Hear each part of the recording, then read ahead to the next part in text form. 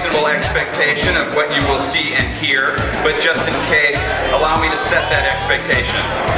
Tonight, you will hear from an entourage of hangers-on and wannabe comedians, each as undistinguished and unfunny as the last. Looking over the lineup, I see a disparate group of faceless nobodies who found their way here on the random chance afforded Carter by the wonders of booze, bad decisions, and internet social networking. Carter seemed to think that if you ever passed out with him in a gutter, you needed to stand up here and tell everyone about it. In fact, Carter would name a roaster. They would be totally in until they realized they're not funny, they're not a good public speaker, and they can't read or write. And no sooner did these posers bow out before embarrassing themselves than Carter was there to produce another fuckfail to take their place. As a consequence, you're in for a night of overextended setups, clumsy deliveries, and unnecessarily vulgar commentary devoid of comedic content. Your roasters tonight are regular people with regular day jobs who will not quit them after what they spew here tonight. The chair to my left is for the guest of honor. It will be the focal point of tonight's festivities, and there is only one ass big enough to fill it. Ladies and gentlemen, the Cardinal Cowboy, Cardinal Rethwisch.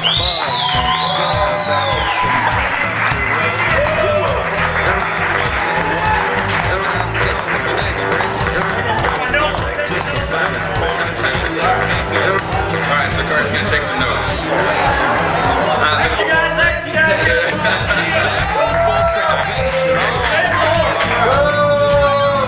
Alright, so before I begin, I'd like to extend my thanks to Carter for agreeing to move this roast back a week so that I could enjoy Cinco de Mayo.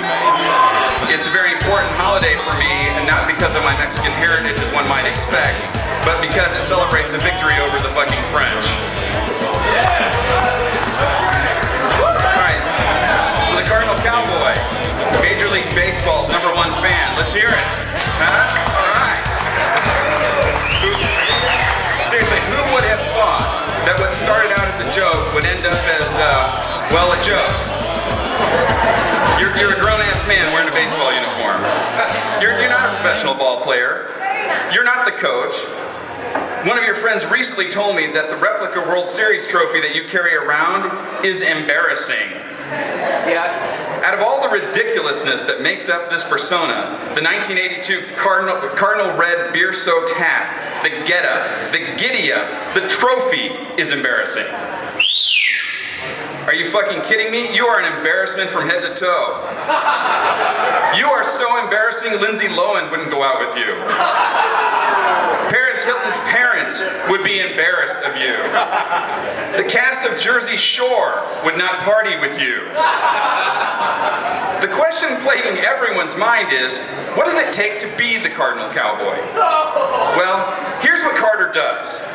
Before the ball games, you can find him milling about outside the stadium with people lined up to take their picture with him. He's the St. Louis version of the naked cowboy that way. During the game, Carter gets his drink on and leads the crowds in cheers they don't want to do. They only cooperate so they can get the drunk fucker in the hat to sit down. Invariably, Carter picks up a few people who want to hang out with him because he doesn't know they're on the sexual offenders list, or they have a criminal record, or they just broke up with their boyfriend because he gave her a bad case of chlamydia. After the game, oh, chlamydia, that's too far, really? Okay. After the game, he heads to the bars with these miscreants and ultimately does something stupid, embarrassing, dangerously unhealthy, or some combination of the three. And despite this behavior, the Cardinal Cowboy's fame has skyrocketed to the middle, just behind Courtney Love, who, by the way, is also famous for being crazy. The best part is that Carter has used this ridiculous platform to champion those who are less fortunate. And believe me, That's a small fucking group. He spreads this inspirational message in a thinly veiled cry for attention, which allows him to wallow in the self-pity that accompanies a grown-ass man wearing a fucking baseball uniform and a cowboy hat. Yeah. And normally, I'd say this is a man to be pitied, but not Carter Rethwisch. This is a man of conviction. Don't be fooled by that slack jaw and vacant expression. He knows what he wants, and what he wants is to be the Cardinal Cowboy, attending 35 games a season, rooting for his team, and being ridiculed by the fans. Which brings me to his internet radio show. Carter started his own internet radio show because he has a face for radio. He looks like the love child of Keith Richards and John Wayne. He's an ugly elephant man, 40 years old, and he doesn't look a day over 55. Look at him. With his wrinkled, droopy skin and unkempt hair, he looks like my ball sack. Think about that next time you kiss him on the face, ladies. I know I will. Speaking of the ladies, I have to say this. Every time I see a picture of this motherfucker on the internet, he's got a beautiful woman on each arm. I went over to his house, and it's a twisted hybrid of a bachelor pad and a fraternity house. It's got the no-walls decoration bachelor pad feeling with the size and occupancy of a bachelor house, or a fraternity house, excuse me. When you walk in the front door, the first thing you notice is the pool table in the dining room. Okay, that's an interesting use of space that would otherwise go unused. But the very next thing you notice is that the banister is missing. My first thought was that somebody was drinking and fell down the stairs and crashed through the banister, but then I realized that the banister was in the way of anyone needing to use a pool cue on that side of the pool table. Problem, solution. That's exactly how a man thinks. Clearly, this place lacked a woman's touch. Not entirely, though. I did see a worn rut from Carter's bedroom to the front door. It was sort of in an S shape, like they took the walk of shame with when the date rape drugs hadn't quite worn off. Now, as it turns out, in Carter's house, the walk of shame isn't the girl's shame to bear. Speaking of shame, did I mention that Carter used to work in email? Not at first, mind you. Anheuser-Busch was Carter's fallback plan for an otherwise promising career as a fluffer. Might want to look that up if you don't know what that is. Email is where all fluffers go to retire. Of course, everyone knows that. Carter's style at troubleshooting email incidents was unique amongst his peers. He had a work philosophy that suited his success at the lower rungs of the organization very well. And anyone with such lofty goals would do well to emulate this work style. Push through each issue as if it's the first time you've ever seen it, and solve it as if it will never happen again. You know, I may stand here and chastise this man for consuming precious air, but one fact is undeniable. Carter Rethwisch is an American, goddammit. You're probably sitting there thinking I'm referring to the cowboy, but you would be wrong. Carter Rethwisch traces his roots back to colonial times. Carter Braxton, our guest of honor's ancestor, a young congressman from Virginia, signed the Declaration of Independence. He was there when the ideas that shaped our country were written down. He was there when they decided that all men should be created equal. And then he went back to the plantation to eat home-cooked meal prepared by his slaves. Yes. He had 2 wives, not at the same time, and 18 kids. Well, no wonder you're a descendant of this man. Who isn't? One can only imagine the conflicted feelings this privileged plantation owner had when it came to either sucking the long dick of the English monarch or getting in bed with the wretched refuse, homeless, tempest-tossed, huddled masses yearning to breathe free. It would seem that his choice for the latter has been carried down through the fucking generations. But I think the most amazing part about this family heritage is the family names. Let me just select a few names from the list. Robert Carter, Mary Carter Braxton, Carter Braxton, and much later, Carter Rethwisch, and his father, Braxton Rethwisch, from whom you will hear in a moment. Why are you so hung up on the name Carter? Why not some variety? Why not throw in an occasional Jose or Pablo or Cipriano or something? We're in a Mexican restaurant.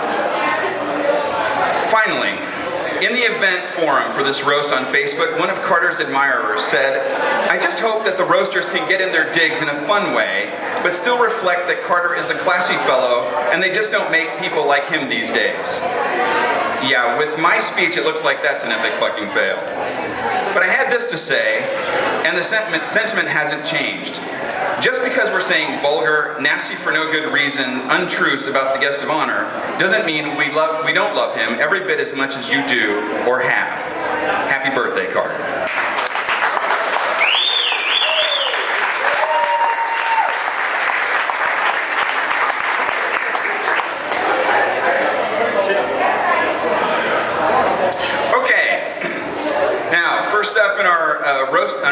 First up is our oldest roaster. He wanted to be here tonight to congratulate his son on this life event of making it to 40, since he also just reached a major milestone in his life. Last night, his sack hit the toilet water. Sadly, he dunks his junk. Ladies and gentlemen, Braxton Rethwisch.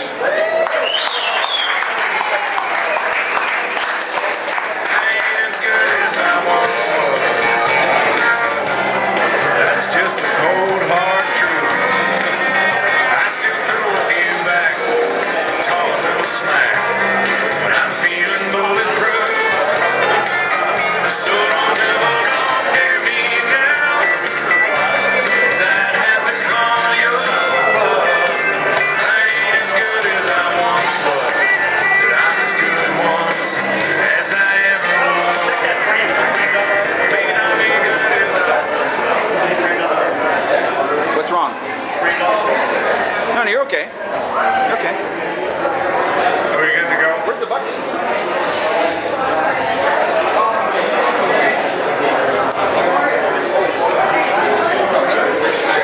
She's here. Christine, where are you? There you go. Okay. Right there. Okay. I'll say I did. Look on. I don't. It's good. I promised to make this very brief. The last time I was invited, what a raucous bunch. Do you know these people? The last time I was asked to host or to be a speaker at a roast was when a good friend of mine who had been dean of admission at Truman State for a number of years, and everybody all over the state knew him and they loved him, and he said, "They're going to have a roast for me, and I would like for you to come up and be one of the roasters." And I said, "Sure, I'll do that." Tell me the date and all. I marked it down and drove up to Kirksville, and I thought, this will probably be in the back of a bar someplace or a bowling alley or something. So I jotted down a few notes, and when I got up to his name, Bud Elam, I don't know if any of you knew Bud, but so he said, "Well, why don't you ride on over? I'll just drive you over." And I said, "Fine." So when we got on the campus and we wandered through, and as it turns out, the roast was being held in the student union, where they had a sit-down dinner for 600 people, including the president of the university and a couple of state senators and some other dignitaries. So there went about three-fourths of my speech. So given the preliminaries I got on this evening, I didn't have to strike any of my stories. In fact, the easy thing about this is when you roast Carter, I have this litany of stories, and you just change the names and fill in the blanks and change the dates. Well, with Carter, you don't even have to change the names or make up dates. You just tell the truth. So I'm going to give you a little window of just some of the mentality that he and his mother and Christine and I have witnessed over the years. I'd kind of like to start with, back, I guess it was when he was in about the 8th grade. And his mother and I decided that he should do something worthwhile in the summer. And we chose a enrichment program for him at the Mark Twain Summer Institute. Some of you may be familiar with it. It's really a neat, and he was going to study physics, and he was going to study computers, but he didn't want to do that. And he said, I'm not going to go. You're taking my summer away. And I said, well, it's not negotiable. You're going to do it? And, well, he said, I'm not. Well, his mother and I had already decided that probably the bargaining chip would be piano lessons, because little rascal could hear a song and play it. He could read music, but he wouldn't practice. So we're having this standoff Sunday before he's to be in class Monday. Well, he said, I'm not going to go. And I said, you're going to go, and I'm not even going to talk about it. I'm going to be in your room, and I'm going to be in your face, and you're going to be in my car at 7:30 in the morning, and that's the way it is. He said, well, I'm not going to do it, and I'm going to quit piano lessons. No, you're not going to. Well, we have this back and forth. So you'd have to know his mother, but she's taught high school for over 30 years. And the word there is you don't mess with Mrs. R. So this got to the point where they were nose to nose, like the manager and the umpire. And she said, well, you're not going to quit piano lessons, because every day you need to rub up against something that rubs you the wrong way. And every day you need to face something you don't like. And he said, well, I don't need piano lessons for that. I've got you.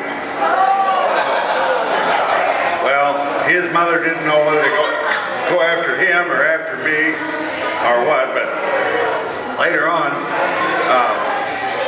he played on this baseball team and was pretty good, and they traveled all over, and he turned 16, and he informed us that the family station wagon had to go. And I said, what's wrong with that station wagon? It's driven your baseball team all over the Midwest. He said, it has to go. And I said, well, we've taken good care of it. He said, Dad, you can't pick up a girl in a station wagon with wood grain sides. So that's kind of what we're dealing with here. But the thing that, as I look back, and this is a night that I never thought would happen. And I don't want to play with your emotions, but I have to tell you the story. As you know, almost 21 years ago, Carter was in a car that was struck by a drunk driver. And the police told us, they said, we can't talk about the arrest, but we can tell you this guy has 8 previous convictions for drunken driving. And etched in my mind is that night I saw my wife pick up the phone and just melted and hand it to me, and she said, I can't handle this. And I said, hello, this is Braxton. And they said, this is the emergency room at St. John's Mercy, and you need to get here right now. Well, I know the question they will not answer, so I started another way, and I said, well, may I speak with my son? And they said, no, you need to get here right now. And I said, is he conscious? And they said, just get here now. Well, a highway patrolman lived across the street from us, and my first impulse was to run over and tell Donnie, and he said, I'm going to drive you, his mom, to the hospital. And I said, no, I think it's going to be more to this. So he led us out there, and he knew a lot more than he could tell us at the time. But to make a long story short, there's a message here, and any of you who know Carter very well can believe this. He was in a coma for 5 days, and they told his mother and me, do not leave this floor. This can go either way at any moment. And we slept outside his ICU unit for 5 days, 5 nights. And I saw the medic people went in his room. And I looked over at his mom and I said, something's happening. And we watched for maybe 10 minutes and all this activity, and pretty soon the doctor came out. As he walked up to us, he had kind of a smile on his face. And he said, I guess you want to know what's going on. And I said, yeah, I sure do. And he said, well, you know, we've got all these breathing apparatus down his throat. We've got him hooked up with all kinds of monitors, and probably irritates him. So we had his hands tethered. And he said he must be some kind of a Houdini, because he got out of the tether, pulled out the breathing tube, and he said, and that's a very good sign. He said he must be regaining enough sensation that it bothers him, and he figured some way to get out of those tethers. So he said, but we, from a medical standpoint, want those breathing tubes back, and we want everything in place in cases. And about a day later, he woke up, and we had to explain to him what had happened. But that's kind of his spirit. And so I want you to know that how much this means to me, because when we left the hospital, they told us as we walked out, they said, well, physically, he's probably going to be okay, but you'll probably always have to take care of him. And he, you know, Carter, he wouldn't, no, he said, I'm going to, and he went back to school that semester, finished the semester, and finished St. Louis University on time. And my friends all know that if I'm ever in trouble and something's important about to happen, they want to get, I've told them, I want Carter on scene. As you know, he's always the guy that wants the bat in his hand. He wants the ball teed up when there's 5 seconds to go and the football game is on the line. So that's the spirit that we have here. I'm not roasting him as such, but I wanted you to know, and I know a lot of you are familiar with this, but he's been an inspiration to me and to his whole family, and he can drive you crazy, but there's a spirit there that can't be defeated. So thank you all for being here, and Carter, thank you for 40 years of happiness and lots of excitement.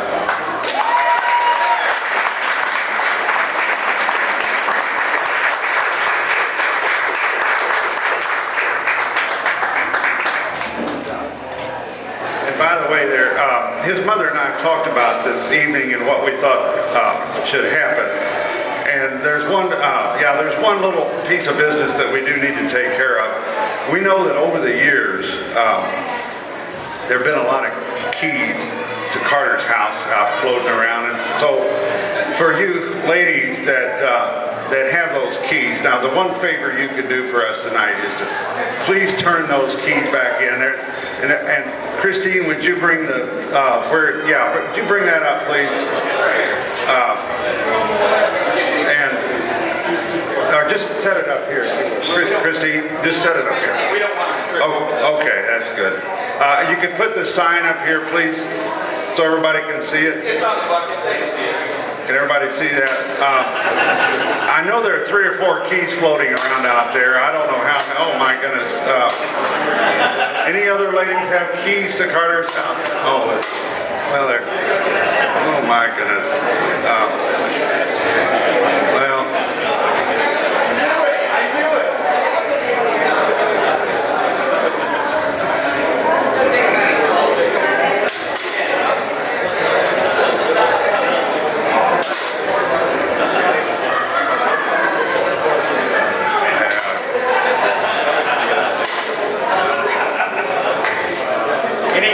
Thank you.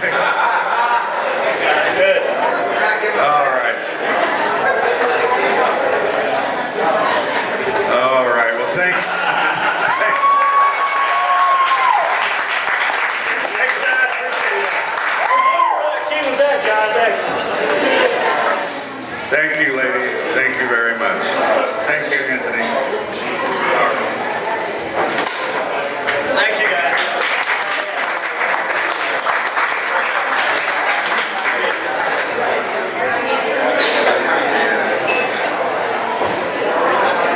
thanks a lot. Wow, you're short.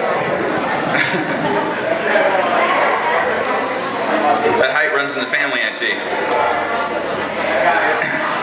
All right, everybody. Hopefully sentimentality hour is over.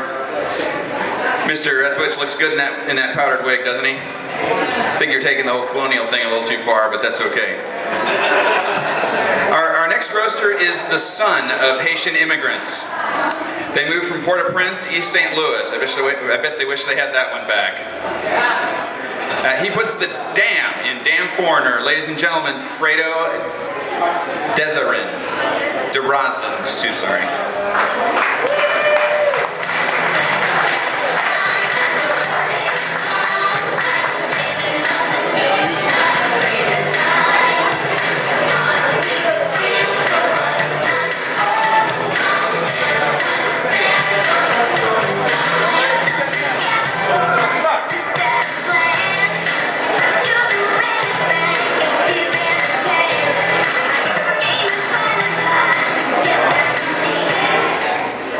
So, I'm not sure how this is going to go, but let's see. Met Carter and very fast. I got to learn that Carter and I were kind of like the same kind of guy. You know, we like to work hard and make things happen, you know, business and, you know. But very, very fast, I kind of see that there's something different about him, you know. You know, we go out and we're drinking and there goes Carter. Oh my God, we're gonna make so much money, bro. You know, and then Tom's gonna come over and say, man, you know, it's not about business all the time, you know, we gotta chill out, you know. And then Carter's be like, man, no, man, let's go. You got 18%, I got 18%. That's $300,000 a year, bro. You kidding me? And yeah, so that's that. And I think my roast is over.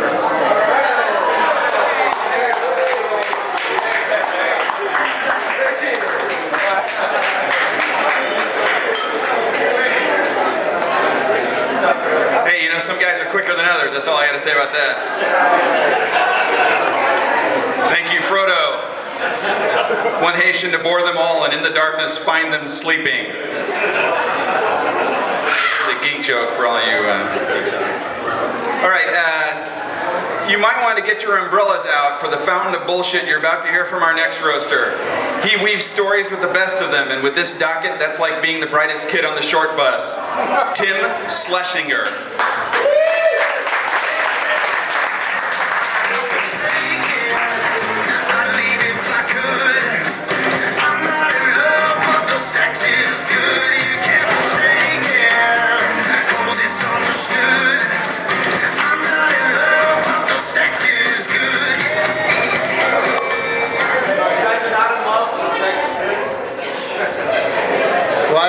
Talking about right now. First thing I want to talk about is what a tight ship Anthony puts on here. We're only running about 2 hours late. He can't get my own fucking music right. Don't you own a company and do this, you know, kind of regularly, Anthony? Come on, bro. Well, my entrance music was supposed to be, if he could have gotten his shit together, Eminem with the real Slim Shady's Please Stand Up. What I really wanted to see was the real Cardinal Cowboy, Please Stand Up. Yeah, and I wanted to come in here and actually rap this song as I was coming up to the stage, but he couldn't make that happen. So what I really wanted to say to all of you to start off is, does anyone actually know what the Cardinal Cowboy is and how big of a deal he is? If you do, please fucking stand up. Exactly. According to Carter, though, the Cardinal Cowboy is a pretty fucking big deal. For God's sake, he's Major League Baseball's #1 fan. Just curious also, by the way, would any of us actually have seen that interview if Carter wouldn't have sent it to us or posted on Facebook over and over and over and over again? Speaking of baseball, I do want to show of hands from everybody here, from everybody that actually enjoys going to a Cardinals game with Carter dressed in his superhero outfit. In the words of ESPN, come on, man. Nobody likes heading to the game when you're wearing your Cardinal Cowboy gear, so quit and ask us to go. By the way, wash that damn outfit, dude. It smells like it hasn't been washed in over a year, which is slightly better than your breath on a normal day. Now that might be a totally different issue that we'll handle later. After all, it's your birthday, so I do want to be nice to you. I understand it's one of your life's dreams to be cool, but you prance around the ballpark in a baseball uniform and a ridiculous trophy and act like a cheerleader. This is not cool, bro. Nobody wants to see this shit. By the way, ladies, just so you know, the cowboy does wear a jock strap with the sock stuffed in it to make himself look a little bit more manly, if you know what I mean. Once again, Carter, not cool.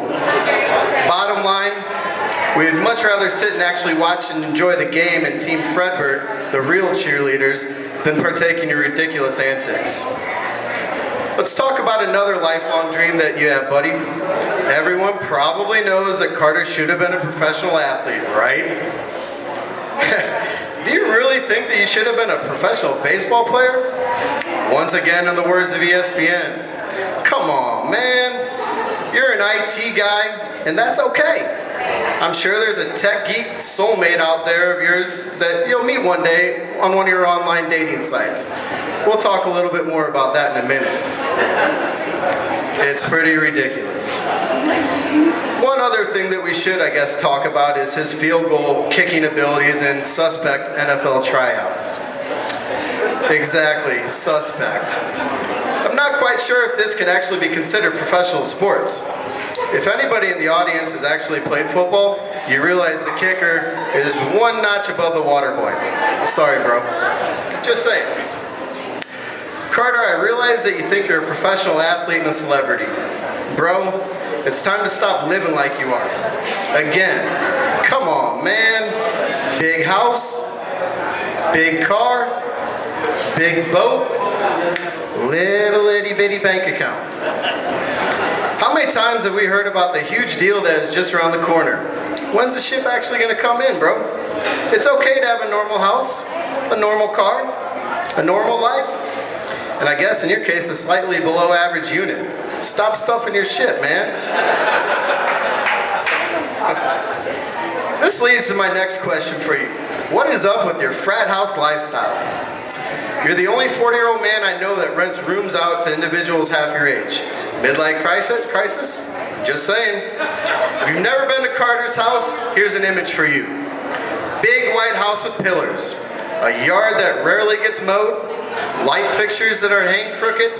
Old cars that will never run again in the garage. This is just the outside. Let's talk about the inside now. Dimly lit interior because half the light bulbs are out. Odor of stale, rotting food sitting in the sink. The hallways. His office, his bedroom. I think you're getting the picture here. Junk and clutter all over the house. And finally, the worst thing, random 20-year-olds and their girlfriends running all over the place.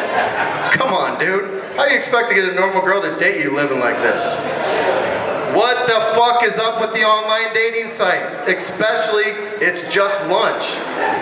If you're such a celebrity baller that you claim to be, you shouldn't have to subject yourself to such ridicule. For those of you that don't know, It's Just Lunch is a dating service that costs a couple to $3,000 just to start. You know, if you stop stuffing your junk, you may actually have a social life with a woman. Last thing about your love life. I'm not sure if everyone knows this, but Carter has a huge phobia of STDs and thought of getting a woman pregnant. He really does. This seems normal at first, but Carter also has a phobia of condoms. What the fuck is up with this? First off, you actually have to have a woman that's agreed to sleep with you before this becomes an issue. Please refer to my previous advice, and this may actually happen. The only sexual relationship that I know Carter is having currently is with Rosie and Harry Palms. Bad, man. If you've ever had this discussion with Carter, it's hilarious. He preaches about how he does not want to have to pay child support for the rest of his life. Once again, come on, man. Let's call a spade a spade. Do you really think any woman is wanting to claim the broke Cardinal Cowboy who prances around in a smelly old baseball uniform as her baby's daddy? Fuck no. I repeat, fuck no. All jokes aside, I do want to end with this. While it's obvious that Carter has a bunch of issues, financially, socially, and physically, he also he also is one of the best people that I know. While his unit may be a little small, his heart is definitely huge. That counts for something, right, ladies? While his strengths may not be what he thinks they are, he is fearless and determined. Even though he always tries to go big and exaggerates, he's extremely selfless. I want to see what you have for me. Bottom line, Carter, I'm proud and honored that you become one of my best friends, and I guess I'll put up with you being the Cardinal Cowboy because of this. Happy birthday, bro.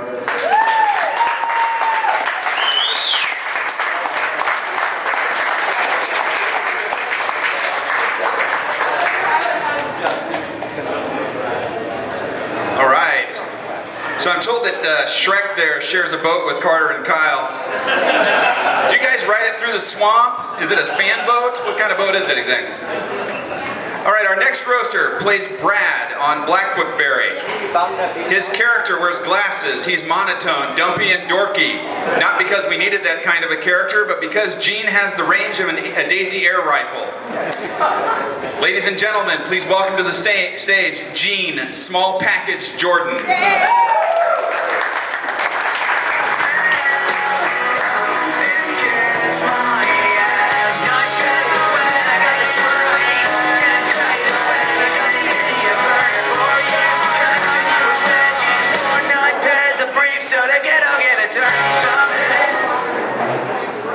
Thank you, Anthony. Without you, I'd never known that Lowrider was a song about Mexicans. I'm really proud of Anthony for growing and picking enough vegetables and scrounging up enough pesos to buy the cheap tequila he used to bribe me to speak here tonight.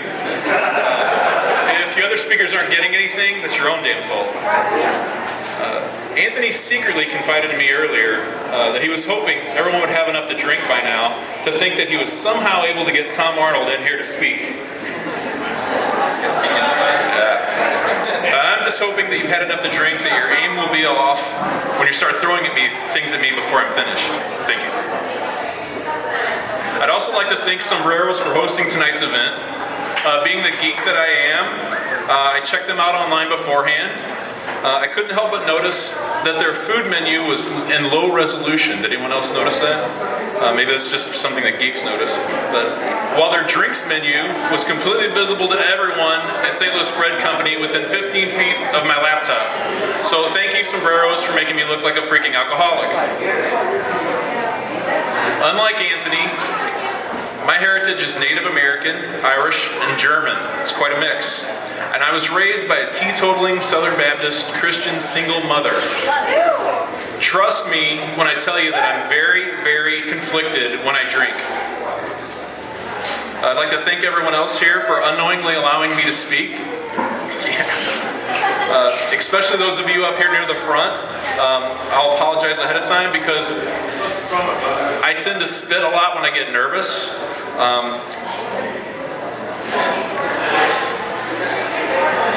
This is the first time that I've ever spoken in public without throwing up first. Of course, all those other times I had consumed several beverages beforehand. This time I stayed away from those, but those iced teas from Long Island here are delicious. You should try one. Okay, despite the likeness, I'm not a fatter version of Tom Arnold. However, I am a geek. Some of you older folks may prefer the term nerd. And one of the things I've learned about geeks and nerds is that we can smell our own. Trust me when I tell you this room is full of us. Likewise, as soon as I met Carter for the first time, I could tell that he was a total geek who had spent his fair share of time on the internet. He may claim that it's for updating his website or his Facebook page, or dating websites, or tweeting about his so-called celebrity status, but it doesn't take a geek to know that his high-speed internet is all about getting porn. One day during the off-season, Carter must have well exhausted himself of all of his favorite internet websites, and he accidentally stumbled across the Blackbookberry web series and somehow decided that Douglas Briggs and Anthony Plaster were funny.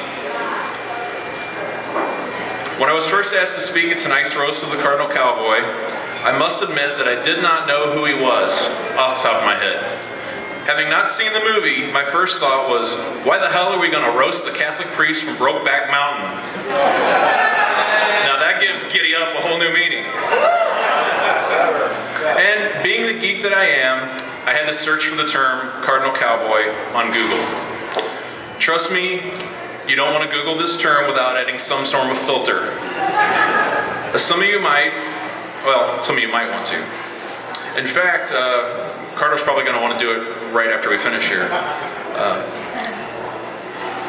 It has nothing to do with the blue humor here, but Carter being present tonight is the main reason why no children could be allowed in the building.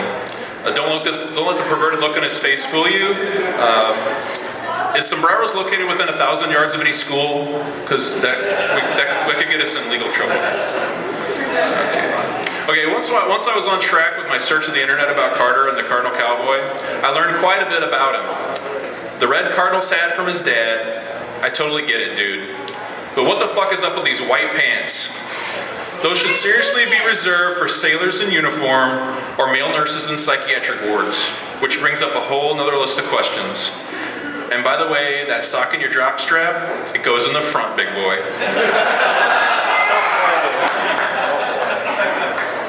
And how many people do you freaking have to blow at AB to get a job during a hiring freeze? Yeah. Okay, as a St. Louis Blues fan, I've seen the Cardinal Cowboys' kindred spirit at hockey games. You know him as the towel guy. I'm sure, Carter, that you've met him, you know him. He's really the Batman of sports fans to your Robin. Despite his outstanding sports history as the typical sports jock, we all know that Carter is a true geek, and everyone knows that it's the geeks and nerds that are slowly taking over the world. After all, on the Cardinal Cowboy website and his Facebook page, Cardinal is his biggest fan. Just ask him. Recently, the Cardinal Cowboy has even come out with his very own trademark logo, as you'll see up here. The first thing I noticed is that the big red bird is way more buffed out than any 40-plus-year-old Carter could ever dream of getting, no matter how much P90X he spends his time doing, or says that he's doing. However, like Carter, unexplainably, the right arm is way more muscular than the left one. Well, that could easily be explained by all the time spent building his fan base on the internet. And Carter doesn't know it yet, but I was also asked to spend the day fixing his broken laptop. The good news is that I have it here for him tonight. The bad news is that myself and the other geeks from Blackbookberry and I had a little bit of trouble getting the pieces back together.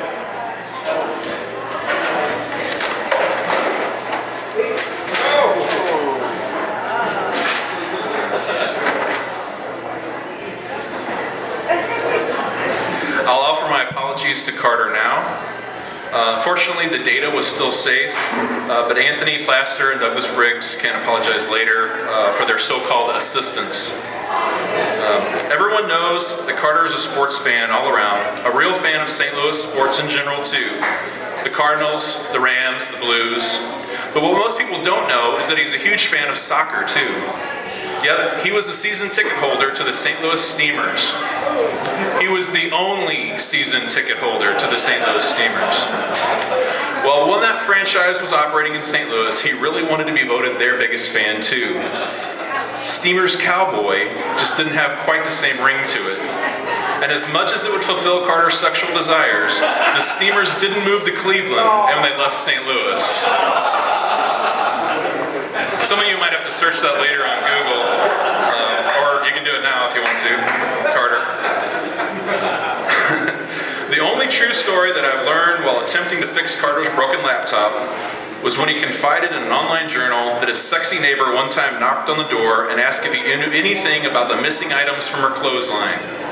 Geez, his journal said, I nearly shit her panties. Happy birthday, Carter.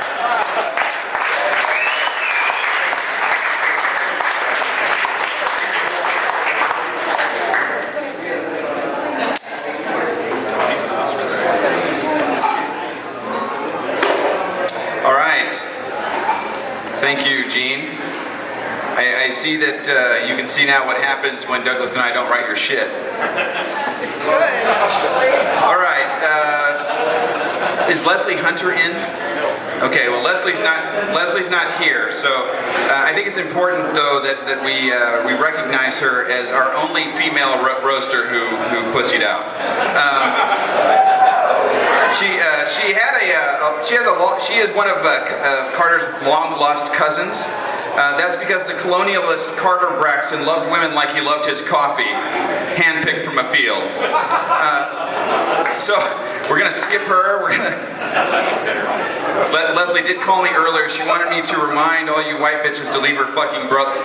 I'm sorry. She wanted all you white bitches need to quit fucking her brothers. I just thought that it was just her, but now it sounds like her siblings are easy too. Okay. Just when you thought it couldn't get any worse, we're bringing a lawyer to the mic. His fame is a three-way tie between his misogyny, his disdain for other human beings, and banging hail-damaged chicks. Ladies and gentlemen, Eric Bamer.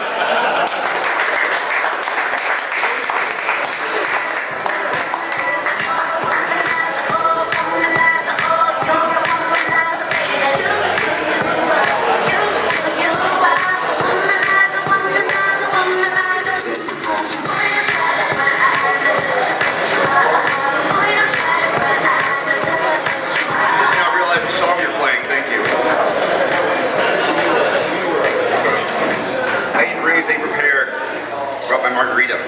Woo! Now, no, I don't give a shit about any of you. Especially you. Now, I don't know most of you here, and most of you probably don't know me because I refuse to go in public with Carter, particularly when he's dressed like this. But Anthony gave me a list of some of the names of the people that might be here today. So I thought I'd start with some ethnic jokes. The easiest to pick on, of course, are always the Italians. And I noticed there was a Alfredo here. Alfredo, will you please stand up? Where are you? Obviously Italian. Must be Sicilian. How about Hernandez? You know what? I haven't got my food yet. Let's hold off on that one. How about Koblowski? Koblowski? Carter Koblowski didn't show up to your party here, and they say those people are stupid. I would like to make fun of Carter's ethnicity, but no one could pronounce or spell his name for me, so I couldn't figure out what the hell to say. I've actually known Carter now for a couple of years, and it's been too long. It's really been too long. It's unusual for me to get up and talk in front of people without someone sitting next to me who's done some sort of heinous crime or heinous act. But after last Saturday, seeing Carter in the hot tub with that, well, I don't need to say, I think he fits the bill.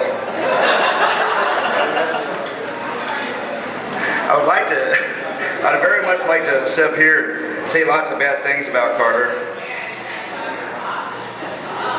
No, I just really would. I would like to sit up here and say a lot of bad things about him, but Tim has really covered most of them. Carter, is your sister here? Yeah. No joke, just looking at the easy score. Is your dad here?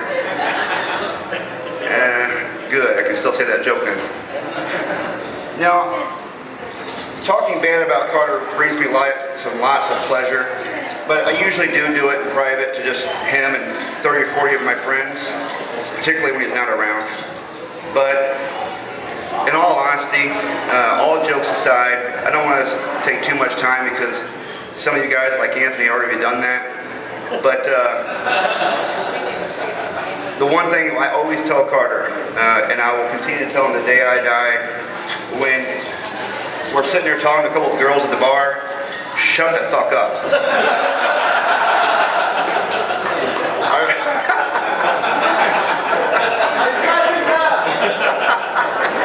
So I remember we're sitting there talking to these two girls. I'm sure the one I was talking to, a girl, the one Carter, I'm not sure yet.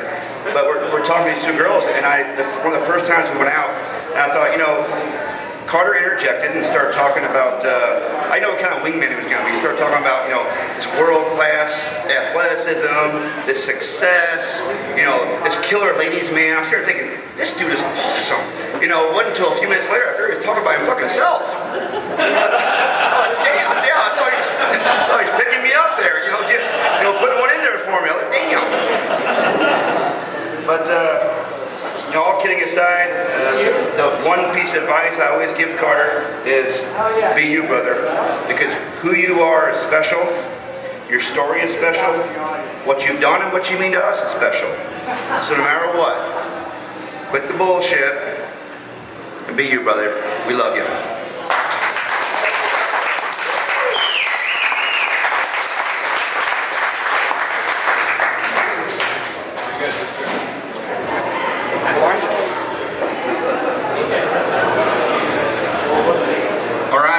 Eric's got to go. He's got a hot date tonight. When he's done trolling the local ladies' jail for anyone wanting to make bail, he heads down to the local cemetery. Now we're going from a lawyer to another lawyer. This one is a former batshit liberal radio pundit. This man is more fucked in the head than a nickel whore outside a roofers convention. Hopefully he'll spare his left-wing agenda long enough to stick it to the Cardinal Republican up here. Ladies and gentlemen, Craig Redler.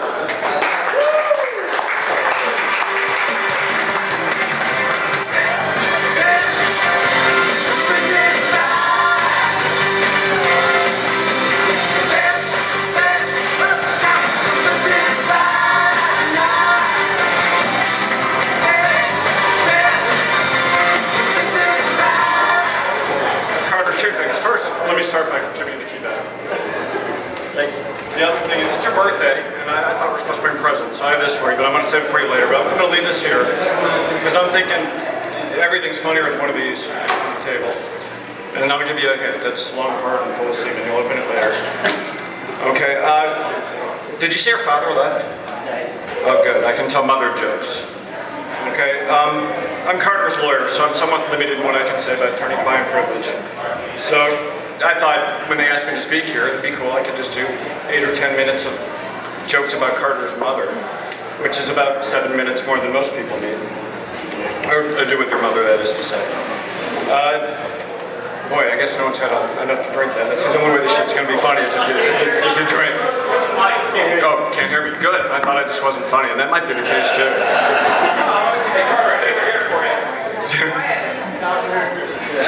Okay, don't leave yet, Eric.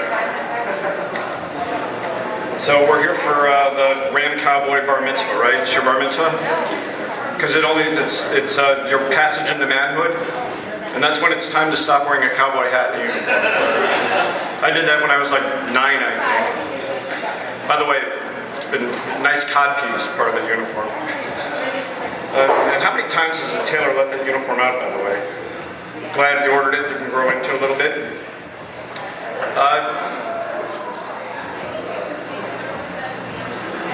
Carter asked for this. This was your idea?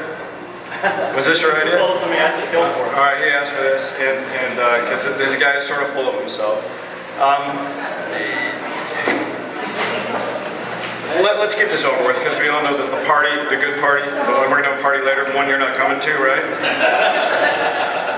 A couple months ago, I heard Carter on the radio. I think it was on 590 or something, saying he was 29 years old. Heard Carter say on the radio, there we go, he's 29 years old. Okay, when Carter, 29, that's a good one, man. When Carter was actually 29, I think Anthony had hair, right? And when Carter was 29, Carter was in the White House. When Carter was 29 and, God, what is that odor? I mean, I'm too close to the hat, man. That hat smells like shit. I'm serious. Did you steal that thing from Augie Bush's dead body or something?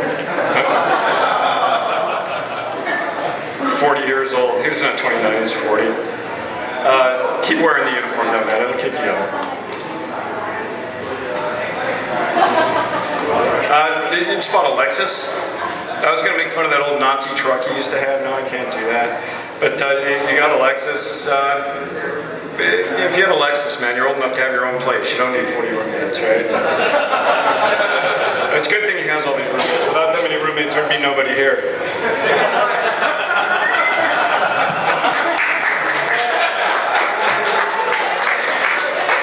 You still look good at 40, though. You look better than the other people that the other people that were in your litter.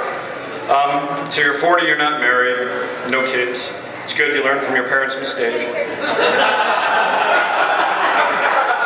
Carter at 40, and he still plays organized sports at 40, which is awesome. You know, that football thing and the baseball and soccer and other stuff too. And the only reason they keep him on the team at 40, even though he's old and decrepit, is because they want him in the showers, because when he takes showers with everybody, it really helps the team morale. They feel much better about themselves. When they see his junk, it's like the self-esteem goes way up. Now this has been beat on a little bit. And Carter's a tech guy, he's an internet master, right? He always says the internet's going to catch on someday, it might be big. And I'll tell you why he thinks that. He actually knows that, and that is because he is a connoisseur of porn. All right? He isn't smart, but he's smart enough to know that all technology is driven by perverts. Okay? And I'm talking DVDs, VCRs, phones, fires, rocks, it's all driven by perverts. And Carter's the best at it. Didn't you remember Pamela, his girlfriend Pamela? Why is she not here tonight, Carter? Is she invited? She should be here. Pamela used to be my secretary. Okay, that's where he met her. So if any of you remember Pamela, if anybody ever used me as their attorney and you weren't happy with my work, it's probably because Carter was distracting Pamela so bad. So I have him to thank for her shitty work, which got me in a lot of trouble because you kept her out and drove her insane. All right, and all that, I mean, that may not have been your fault. She might have just been insane because I know you were so busy with the porn. I can't blame you for all that. But here's a true story about Pamela and Carter. She'd come to the office and she'd tell me stuff. Once Pam came to the office and she said she had just bought a brand new box of condoms, okay? She said she used what she thought was the first one in the box. She had what she thought was a brand new box and she pulled one out and it was the first one she'd pulled out of the box. And when she looked in the box, there were only 6 left of the original 12 that were there. So she asked Carter, she said, what happened to the other 5 condoms? And he told her, this is what she told me. He said, I used them to masturbate. So she was checking with me, and she said, do I ever do that? Do you ever use condoms to masturbate? And, no, I scratch it. What she asked me was, she said, why do guys jerk off in condoms, is how she put it. And I said, wait, I messed this all up. I gotta think about the story for a minute. She said, if I ever did that. She said, he jerked off in the condom. She asked me if I ever did that. And I said, of course, I do that all the time. And she said, why did guys jerk off into condoms? Which I thought was very funny, because I thought what she was asking me is whether I ever lied to women. So, yeah. God, I fucked up that joke bad.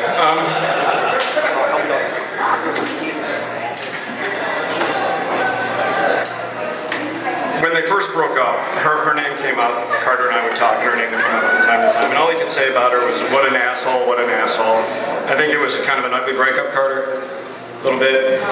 And then he'd say, what an asshole. And then he went on to say, well, yeah, her tits weren't bad either. So, anyway, speaking of condoms, just another true story about Pam.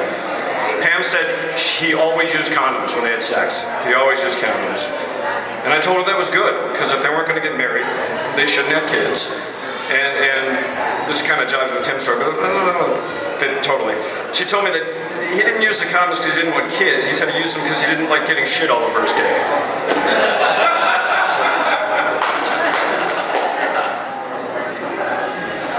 And since you broke up with Pam, and I did a radio show with him the other day. Before the radio show, he told me since he broke up with Pam, no blowjobs at all. And it's been so long with blowjobs, you probably forgot how to give one, didn't you?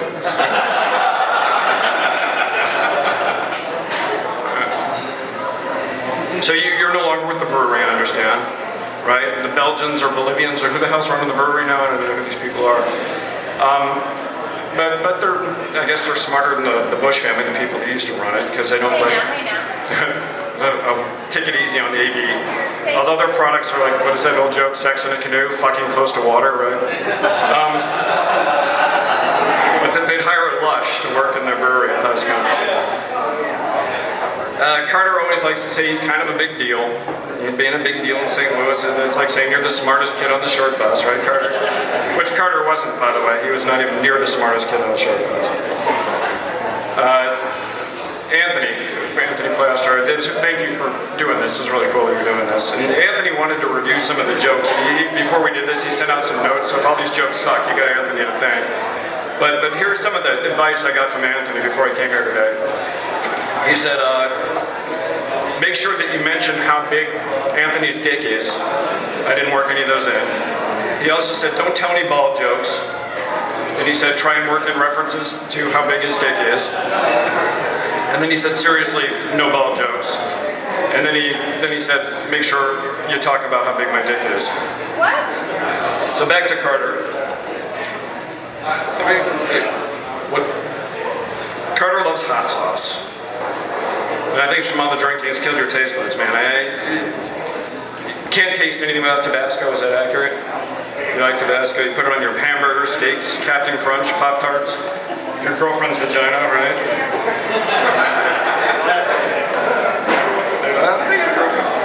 And Carter, Anthony mentioned, I'm kind of leaning a little left, and Carter's kind of a conservative. And Carter and I like talking about politics. And Carter's relatively, he can debate me intelligently about politics once in a while. I mean, he's not real bright. He's no Michelle Bachmann or anything on the intelligence scale. But he's intelligent as anybody. And Carter, I do like to see things I try to see things from your point of view, but I just can't get my head that far up my ass, as hard as I try. And politically speaking, you are absolutely a blueprint for you're the perfect idiot. You're the absolute perfect idiot when it comes to politics. Keep talking politics. So you do it long enough, someday something intelligent will come out, right? And I don't consider all your opinions on politics stupid, but that's just one man's opinion versus the thousands of others that do think your opinions are horrible. Question or answer time. I got questions and answers.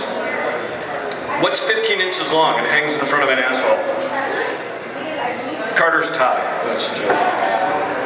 Another question and answer. What's hairy, has a hole in it, and sticks out of Carter's pajamas at night? Anybody? His head. Oh, that's a good one. One more true story and I'll finish up. I heard 3 midgets talking. All right? And the 3 midgets were talking, and they were going to the Guinness Book of, or they were in front of the world headquarters for the Guinness Book of World Records. And the first midget said, I went to the Guinness Book of World Records because I wanted to get in for having the world's smallest hands. And I went there, and I'm in the Guinness Book of World Records right now for having the world's smallest hands. All right? The second one says, yeah, I went to the Guinness Book of World Records, and I wanted to get in for having the smallest feet. I went in, came out, I'm in the Guinness Book of World Records for the smallest feet. And the third one says, I tried to get in for having the world's smallest penis, and they wouldn't let me in. And he says, he looks at the other two and says, by the way, who the hell's a Cardinal Cowboy? So some of this was funny. I didn't talk on the mic. I hope you like my stuff, and I'm sorry if I didn't please everybody. It's hard to please everybody. I'm not Carter's mom.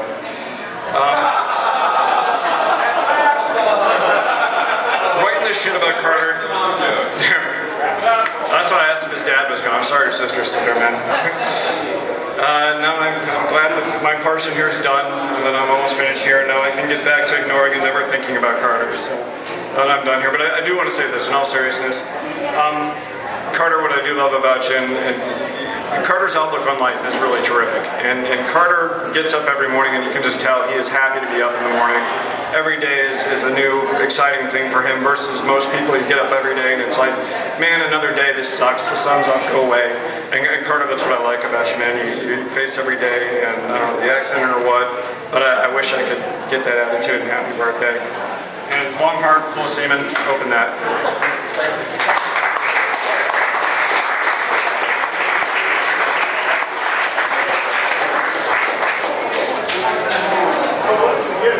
All right, thank you, Craig. Hey, let me show you what happens when you actually talk into the fucking mic. What most of you don't know about Craig is that his favorite pastime is penis origami. This is the practice of contorting one's penis into different shapes like a lamp or a tree. Unfortunately, due to the disproportionate manhood God provided Craig with his supersized balls and his thimble dick, the only shape he can create is that of an apple. All right, our next roaster is not here, but I'm going to skip him. I'm going to step up to. Okay, so this is Matt Hogan. Judging by the beautiful lady at his side, I'd like to offer up our next roaster as empirical evidence that the pity fuck is alive and well. Ladies and gentlemen, please welcome to the stage Matt Hogan.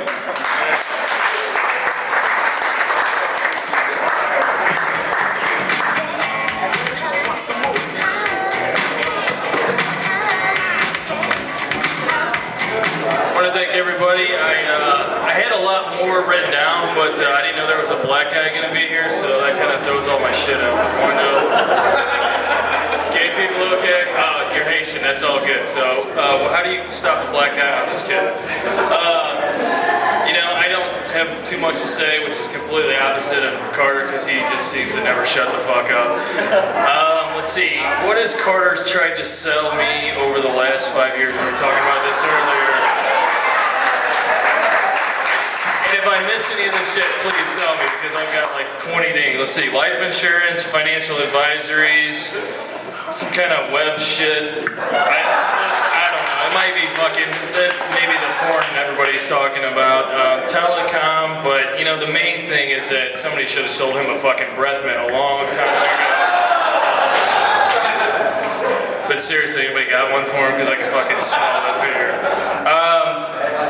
He's such a persistent person, though, which is great, except when you have a full group of guys together trying to watch fucking football, and he comes in and tries to start selling everybody shit. It's bad when he walks into a Hooters, and granted, there's only 5 people at the Hooters with me, and he walks in with a laptop, and the whole restaurant says, "I'm not fucking buying shit from you today."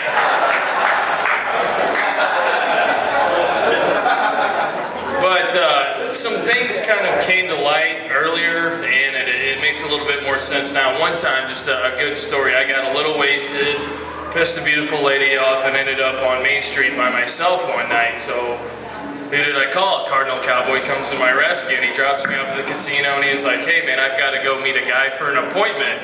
And I thought he was a chick, but apparently it really was a fucking guy that he was meeting at 2 o'clock in the morning. I don't know.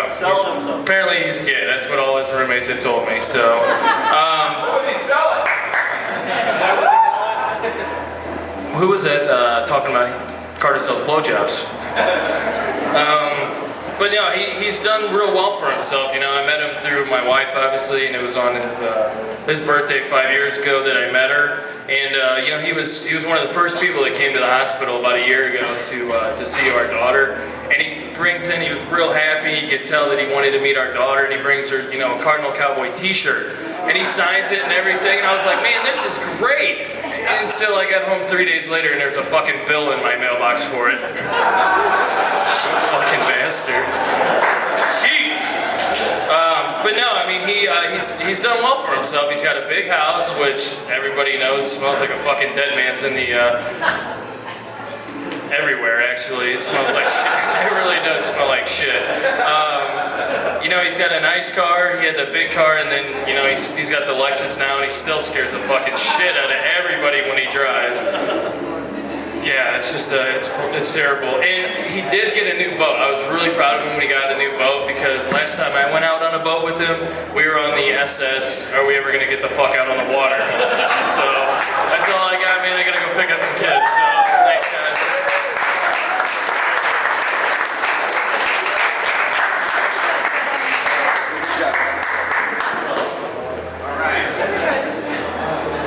All right.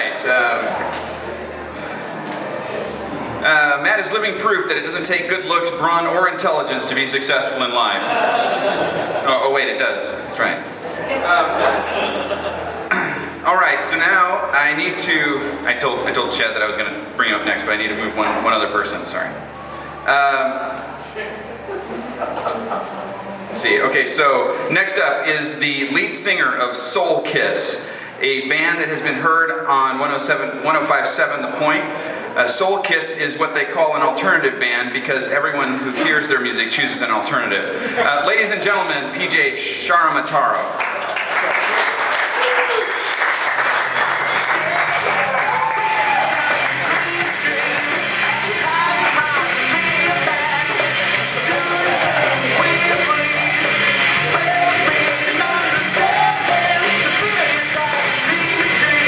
Some skills left. He caught that nicely.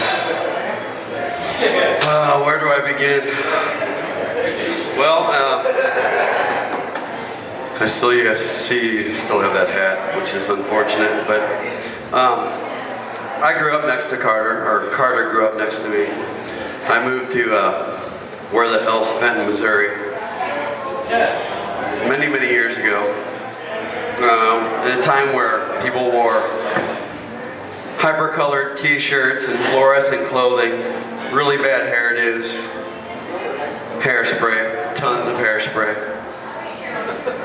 People wore headbands and weren't ballers. We walked like an Egyptian, wearing the tightest shorts possible. Or how about remembering Michael Jackson before he lost his nose? When a select few of Americans watch soccer made in Germany at 9 o'clock in the morning on Sunday mornings. You got it. We had Swatch watches. Do you remember those? Yeah. It's a pretty young crowd here, so. And yes, Carter, I know it's hard for you to remember, or not remember this, but it's hard for you to hear and remember this was a long time ago, but computers were only a figment of the imagination. This has been when I met Carter Braxton Rethwisch. I knew something was off kilter right away, and didn't have to do with Carter at all. But a man howling in the cool night air, a bellowing of sorts bouncing off the houses and through the common grounds. Boo! Boo! Like, what the fuck is that? That was Carter's dad calling his dog Boo. I should have known then. I was in for a treat. One thing Carter and I had in common was we were both athletes. And we would play under the sun, mostly baseball-oriented games, but also games mixed in like 5 sports altogether. You did that as a kid. Our own creations. I learned about this bastard at an early age. That he was a cheating son of a bitch with a side order of sore loser. And I could get him to cry at the drop of a hat. Now understand, this is when we were much younger. I've known him probably, I don't know, longer than anyone in this room. Maybe so. We play these games in the yard and state the rules at the beginning like anyone would. With Carter, the only time the rules would change was whenever Carter needed them to. This motherfucker changed shit in the fly to benefit him in every chance he could. That's when I had to step it up and just get the tears a-rolling. I can remember building tracks in the snow with big berms, jumps, straightaways. I'm talking tracks the Olympic Committee would be proud of. Kids in the subdivision would all beg to go down. And of course, we'd give the younger ones a nice push so they would be airborne for most of the trip. Then there was pool golf. And maybe some of you have played this before, if you've lived in a subdivision. We lived in a subdivision where we had common ground in the middle. And our houses were at the top of the hill, so all the houses were around a big empty lake. And all you needed for this game was 150 to 250 yard club, a few golf balls, and a nice view of Tim Conroy's 4-foot above ground pool. I especially like to play this when his mom and dad were cutting the grass, even though they had 3 boys that lived there. If your shot was on target, you'd get a nice plop and a sound of splash that entered the water, stopping the mower to take a look in the pool while we hid behind my wood pile, just laughing up the storm. The good old days. Sorry, I wrote this kind of like a book or a magazine here. Carter was a little creative bastard though. He was always building things. He devised so many contraptions that I thought for sure by now he would have one out, his inventions out on the market. Every time I was over at his house, he was working on something, remote control this, remote control that, flying things, rolling things, things that turn. He made Pee Wee Herman's kitchen look like child's play. To tell you the truth, I still don't know what half that shit was, but there was a lot. Carter had more projects going than Einstein. The only difference was Einstein finished some of his. I think he tried tackling too much and too much at once, you know. I think he overflowed into his adult life when he started buying houses. This is the only motherfucker I know that would screw a 2x4 right to the kitchen wall to keep a couple of untamed monsters from chewing more holes in the walls. Speaking of holes in the walls, I go over to his house one night before we're gonna go out. Carter's in the shower. Come on in, I'm in the shower. All right, I go in and sit down. I look up and there's a gaping hole in the top of his wall in his front room. I do home remodeling, so I'm like, what the fuck is this guy doing now? With this makeshift ladder going up to it. So when he came out of the shower, I said, Carter, what the fuck is there a big ass hole in your wall for? Oh, I'm gonna make a loft up there. He should have called this thing a left, because he fucking left that thing there for like 2 years. I considered sneaking in his house and repairing it, but I knew it would only come back in some other god-awful remodeling fiasco. You just never know what he's gonna do.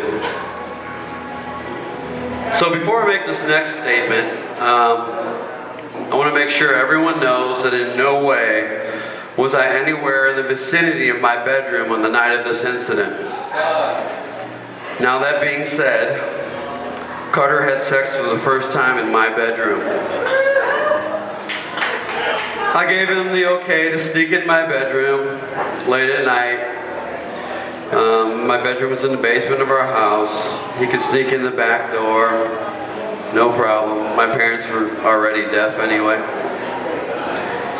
He could have some seclusion and have an intimate place for him and his gal to fornicate. So I stayed away that night and happened upon Carter the following day. And I immediately said, hey, did you do it? Did you have sex? He looked at me with an unsatisfied look on his face and said, yeah, but what? I said, wasn't it, did you have sex? Well, yeah, it just wasn't what I thought it was, or what I thought it would be. And right then I knew that what the problem was. I knew I was going to have to come clean. I had to apologize to my friend for something horrible that I had done. See, the day before, Carter's girlfriend was looking for him, and I was outside, and I knew he wasn't home, so I had her wait inside my place for him. Wrong move. The girl was all over me, and I tore that shit up. The poor guy. It must have felt like fucking the inside of a kettle drum. I don't know if he ever quite recovered, because over several times I'd go over to his house and find paraphernalia on increasing the size of his penis, found pills, penis enlargers, and even walked in one time, thought he was vacuuming, which I should have known better, because a fucking vacuum in Carter's hand is like a vampire walking around with a fucking cross in his. Anyway, I turn the corner and find him sucking the shit out of his dick with that damn thing. It was sad, it was ugly, but you're just gonna have to work with what God gave you. I just hope your tongue works really well. Now, a couple of you guys might have been approached by Carter at one time about this. One day Carter called me up and actually he phoned me, texted me, emailed me, and sent a clown singing telegram to my front door, begging me to come and watch him do stand-up routine at a local comedy club. I finally obliged and went. I went and saw the absolute best, worst performance in the history of stand-up comedy. You couldn't even say that he bombed, because that would be a compliment. It was like an uncontrollable, quirky mess of uncomfortable babble. I was sitting there praying for the fire alarm to go off and save me and these people from the sheer unbridled torture that we were being subject to. In my mind, I was thinking, just walk off the stage. Please, just walk off the stage. Save yourself. Save yourself! You do have to give him credit, though. The guy's got balls. Most people wouldn't make a complete idiot out of themselves. But not my buddy. He's first in line.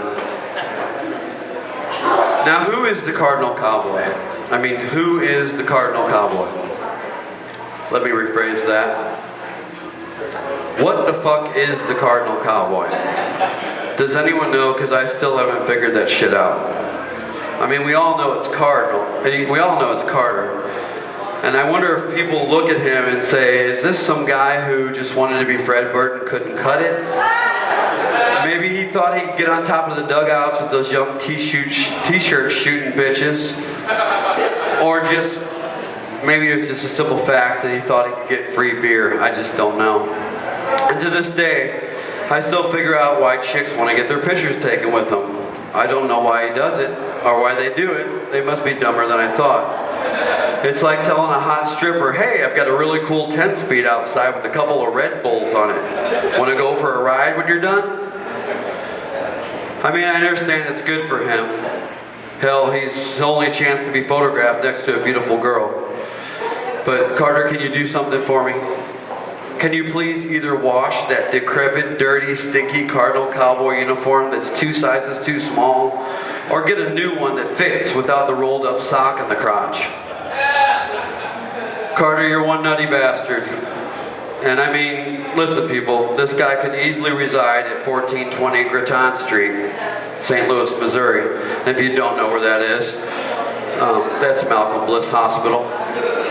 Seriously, this has been great poking fun at you and having a laugh at old memories, times we had together. I'm sure there are many more in the works, and I wouldn't change a thing about you. Well, unless you want a wife and kids and some real friends, stuff like that. Then you might have to make some changes, but other than that, you're cool. Happy birthday.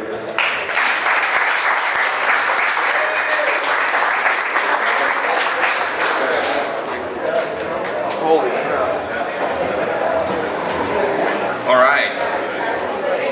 Well, when I first met PJ, he had a face full of jewelry, earrings, lip, eyebrow. He's all cleaned up now, but this man had more holes in his face than he does now on his weekend trips to Sauget. Nothing? Really? Okay. All right, so our next roaster is best known for his role as the butler for the Addams Family. Ladies and gentlemen, please welcome Chad Lurch Lemley.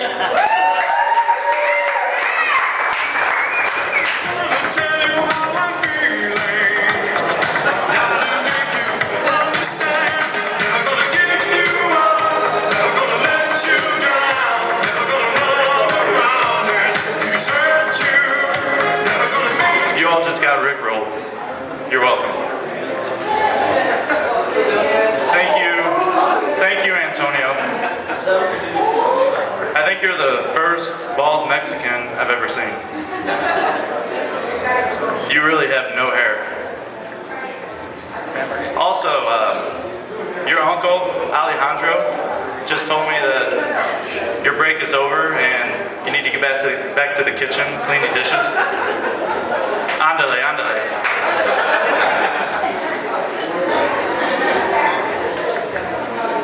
First of all, I want to thank everyone for coming out to this extremely fake celebrity roast. For Carter Rethwisch, the Cardinal Cowboy. What a fucking tool he is. Carter is a special person though. Just by looking at him, you can tell he has some extra chromosomes.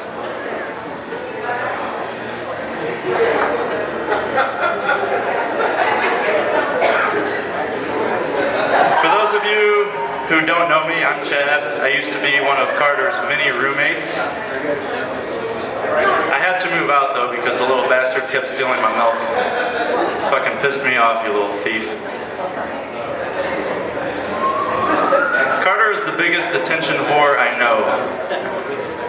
I'm sure many of you will agree with me that he will do anything to get attention. He even tried to start a band where he was the lead singer, of course. What was the name of that band, Carter? You remember? Yep. The fucking Disasters? Yeah? That's right, they were the fucking Disasters. It was a fucking mess.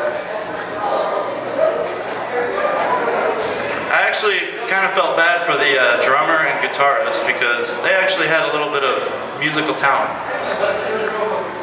But their musical careers must have been at rock bottom for them to have agreed to be in a band where Carter is the lead singer.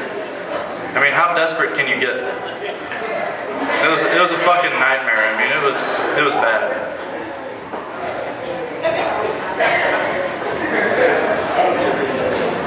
The Cardinal Cowboy honestly thinks he is really part of the St. Louis Cardinals team. This douche wore his World Series replica ring to a wedding. Yeah, the same ring the Cardinals gave to over 40,000 fans. And this jackass is showing it off at a wedding reception like he was David Freese. What is wrong with you?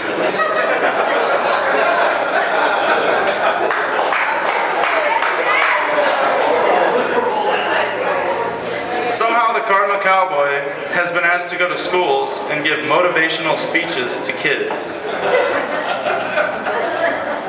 First of all, how the hell is Carter allowed within 300 feet of any school full of children?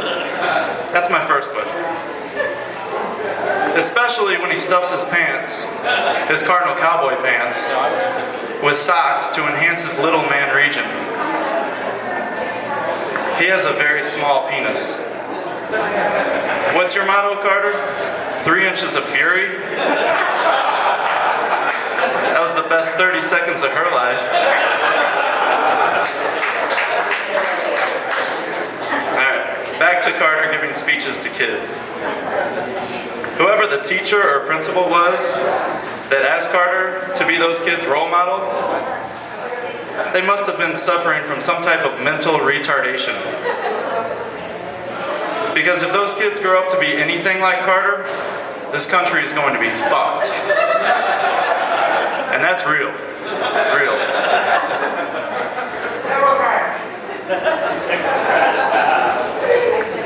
Carter is still convinced that he should be an NFL kicker. He made one 50-yard field goal in his life. One. But every year, he adds a yard or two extra and shows that same video over and over to make it look like he's better than he really is. Carter, you're 40 years old. I think your NFL window has passed. Give it up. Besides a computer, Carter cannot take care of anything. Thank God he doesn't have kids.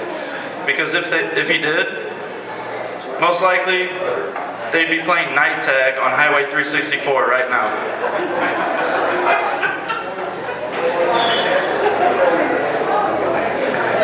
Who here has been in Carter's nasty, German-fested hot tub? Get those hands up. Be honest. Be honest. Raise your hand. Come on, be honest. Well, I hate to be the bearer of bad news, but you all have AIDS. Sorry to be the one to break it to you. All joking aside, deep down, Carter, you're a really good person, and I'm proud to call you a good friend of mine. Thank you.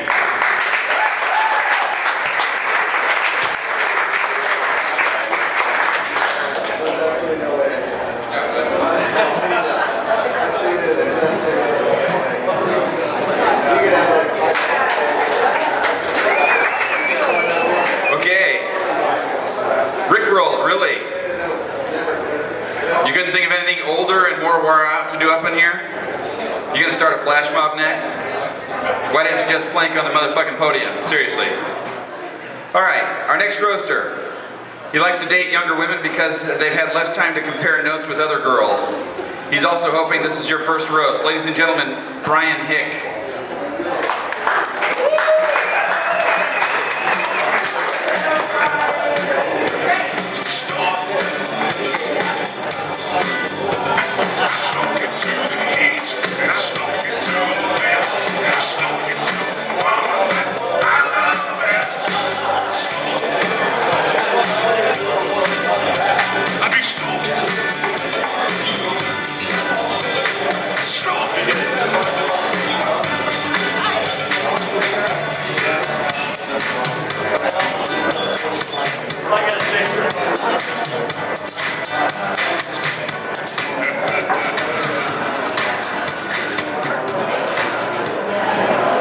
Alright, as you guys can see, I brought a bunch of shit up here. But the worst part is it's all Cardinals shit. So nevertheless, thank you, Anthony. I'd love to say thank you. First of all, I was talking to Carter earlier and I heard Anthony likes to live in the fast lane. It's a shame his hair just can't fucking keep up. Second of all, you know, I see why Carter likes you so much. You're right, Carter, you really can see the glare in the top of his head for your reflection. And damn, he sure does have a pretty mouth. You're very correct. Oh, but Boxers and Briefs called. They said you left your credit card and your G-string there. I just want to throw that out. I'd also like to thank all of you that are still here for sitting through this shit. Alright, I don't like to make fun of people that I really love and respect, but thankfully nobody else fucking showed up, so I don't have to worry about that. Now, I want to talk a little bit earlier, we touched a little bit on his TV show. I'm sure you all saw the special he was on To Catch a Predator. And in case you guys didn't know, he is a strong athlete. He has a couple of medals at his house, but you know, they give one to everybody in the Special Olympics. So, I want to talk a little bit about the stages of the Cardinal Cowboy. And for those of you that know, he's gay. That's the first stage. Now, I figured this out when I met him a few years ago. He was dating this guy that kind of looked like Prince. I kept saying his name was Liz or some shit. I'm not sure what the fuck that was about. But looked just like Prince. You know, I had the high heels and the fucking afro and everything. Thank God she's gone! Oh, look at this. So I want to get to the first stage, Cardinal. I'm going to have to trade you hats here for a second, so you got to take that one off. You guys are going to really enjoy this because I didn't bring the matching G-string for you guys. This is the first one. Holy shit, Carter! I can't believe I found this hat in your house. He never gets rid of anything, by the way. That's why that hat that he's wearing today is still here. Now, the Cardinal Cowboy. I'm not sure how he came about this as an idea to combine Cardinals and Cowboys. It's kind of like Redbird Nation meets Brokeback Mountain. I'm not sure where the fuck he gets it. He just keeps coming up with good ideas every time. So, I'm sure you guys all know that Carter is so fucking gay, but you're not sure how gay he really is. Well, let me give you an example. Carter walks around the house, he never wears fucking clothes. And every once in a while, you're not totally sure, but you think his asshole's winking at you with a little smile. That's right. I want to ask you guys a question. What does Carter and an ambulance have in common? They both like to be loaded from the rear and go whoop whoop.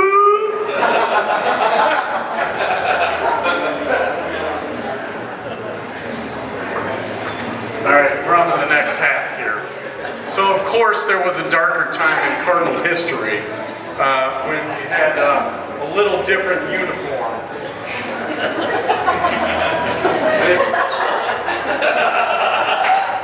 It's really interesting, but of course, no girl's outfit is complete without a great pair of heels. I didn't bring again the underwear for your benefit. Now, as any good man knows, when you're 40, the only people that should be wearing tights, and I'm ashamed to say this sometimes, pro wrestlers, superheroes, and prostitutes. But I hear that Carter can be pimped for a small fee for just about any activity. just to throw it out there. If anybody's got $1, he's ready to go. Look at the outfit. Now, I'm glad his dad came earlier tonight to share in Carter's shame. That was really awesome of him. And I'm really thankful to say that just Carter is so fucking gay. It's like Babe Ruth and Richard Simmons had a shit child. It's fucking retarded. The shitty part is he's not very good at baseball. Now, living with Carter. Those of you that don't know, I do live with Carter. It's not a good situation. Yes, it smells like a dead guy. You're fucking right. And don't ever get in the hot tub, very correct. I think last time I walked by it, it tried to grab me like that scene from Ghostbusters. It was really fucked up. Now, living with Carter, there's a couple of requirements. First of all, you can't smell good, so I did shower tonight. That's one of the fucking requirements, because if you make the house smell any better, he kicks you out. I want to throw these two guys out here. Yes, the couch is still broken, so we're looking for a few dollars to fix that. They know what you mean. If you've ever been there, you'll understand. Don't sit on the fucking couch either. It's absolutely horrible. Yeah, it tries to grab you every time. The shitty thing is it smells like dogs. I don't know. Now, of course, living with him in the house, we tried to describe it earlier, but I want to paint a little picture for you guys. It's like 40-year-old virgin meets Animal House. So if you guys can recognize what that sounds like, he's never gonna get laid, and it stinks. Now, I mean, I really don't have anything else good to say about Carter. That's the shitty part. So I really do want to say that we're gonna finish up with a couple more stages of the Cardinal Cowboy. Now, of course, you'll recognize that these hats have a little more shimmer than what he's currently rocking. And I'm not sure exactly how he lost that, but again, I didn't bring the matching underwear. So it's kind of fucked up, but Carter, even as gay as he looks, and as nasty as he is actually a good guy. Now, I want to say, he's there for you when you need him. He's always got positive words. And from what Anthony says, he sucks really good dick. All kidding aside, bro, you've been like family to me, and I want to do a shot of grandma with you, because the last time we did a shot of grandma together, I choked a guy out in the bar about 3 minutes later. So hopefully that doesn't happen tonight, but I think we're doing pretty good. So let's get the gay guy Anthony back up here, and we'll see how things go.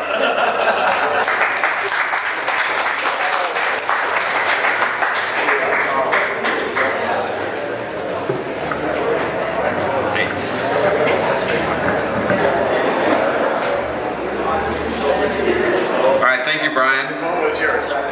Brian used to be a bouncer because that was the only way he could get women to line up in front of him. I do want to say we're getting down to the last year. We've got about three more people up, and then we hear from the man himself. So our next roaster is a colleague of mine at work. In the 15 years that I've known him, he has gone from 300 plus pounds to 170 pounds and back. He swells and shrinks because, well, he's a dick. Ladies and gentlemen, put your hands together for my good friend Scott Smalley.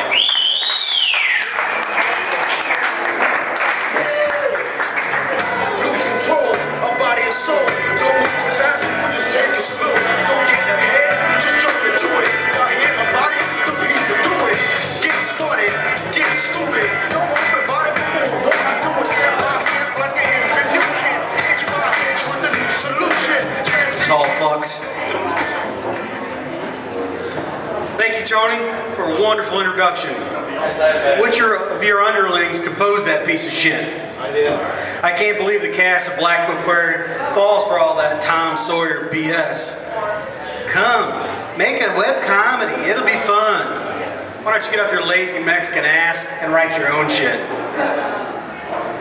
I want to apologize up front for any remarks I may make about Carter. If it wasn't for the fact that I owe Tony money, and Tony's Carter's fuck buddy, I wouldn't have to be here. My notes read like a love child of Jason Voorhees and Andrew Dice Clay, but what the fuck? Let's get this party started. I'm actually familiar with the Cardinal Cowboy persona. and the great causes he supports. Although most people don't know that the Cardinal Cowboy name came from a vice sting at a rest stop just outside of Effingham. Seriously, this guy has a face for radio and a penis for Prude School.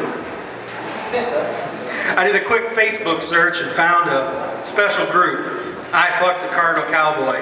At least I think I did. 791 likes, and he can't get a second date. I really do like his papier-mâché World Series trophy. He carries it around like he just won a third grade spelling bee, and that was the prize. I'm not saying it's cheesy, but I get this flashback from A Christmas Story and a leg lamp every time I see it. Talk about self-absorbed. This guy once had a hooker steal his phone in Vegas, and he didn't notice for 3 days. He was too busy gazing at the ceiling mirrors, waxing the dolphin, and screaming his own name.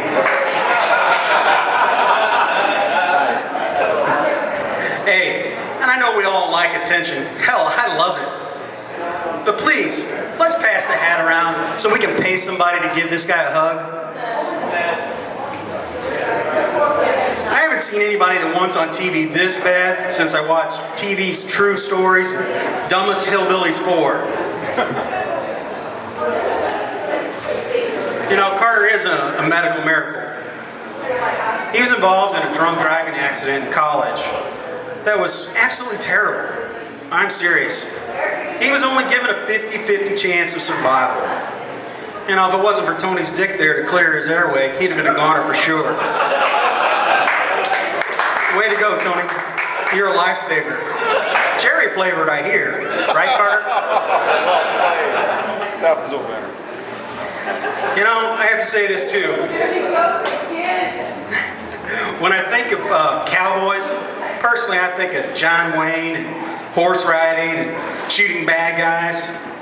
You know, when Carter thinks of cowboys, they're camped out on Brokeback Mountain and somebody's about to spit on someone's ass. And what the fuck is up with this Ray Vincent shit?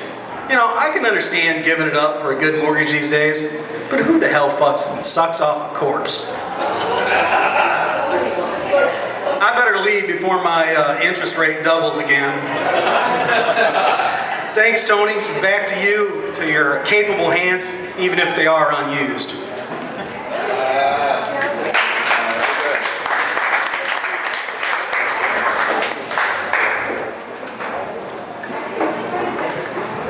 Goodness, look how short this mic is. Isn't Smalley a great name for a man of his stature? He's a wee man. He's a wee man, which brings me back to my original point. He's a dick. All right, our next roaster is a Poon Magnet. He meets them on Facebook and then hooks up later that same night. His libido is a thing of legend. This man has fucked more women than affirmative action. Ladies and gentlemen, Kyle LeBlanc. Ouch! God love it. The same spot.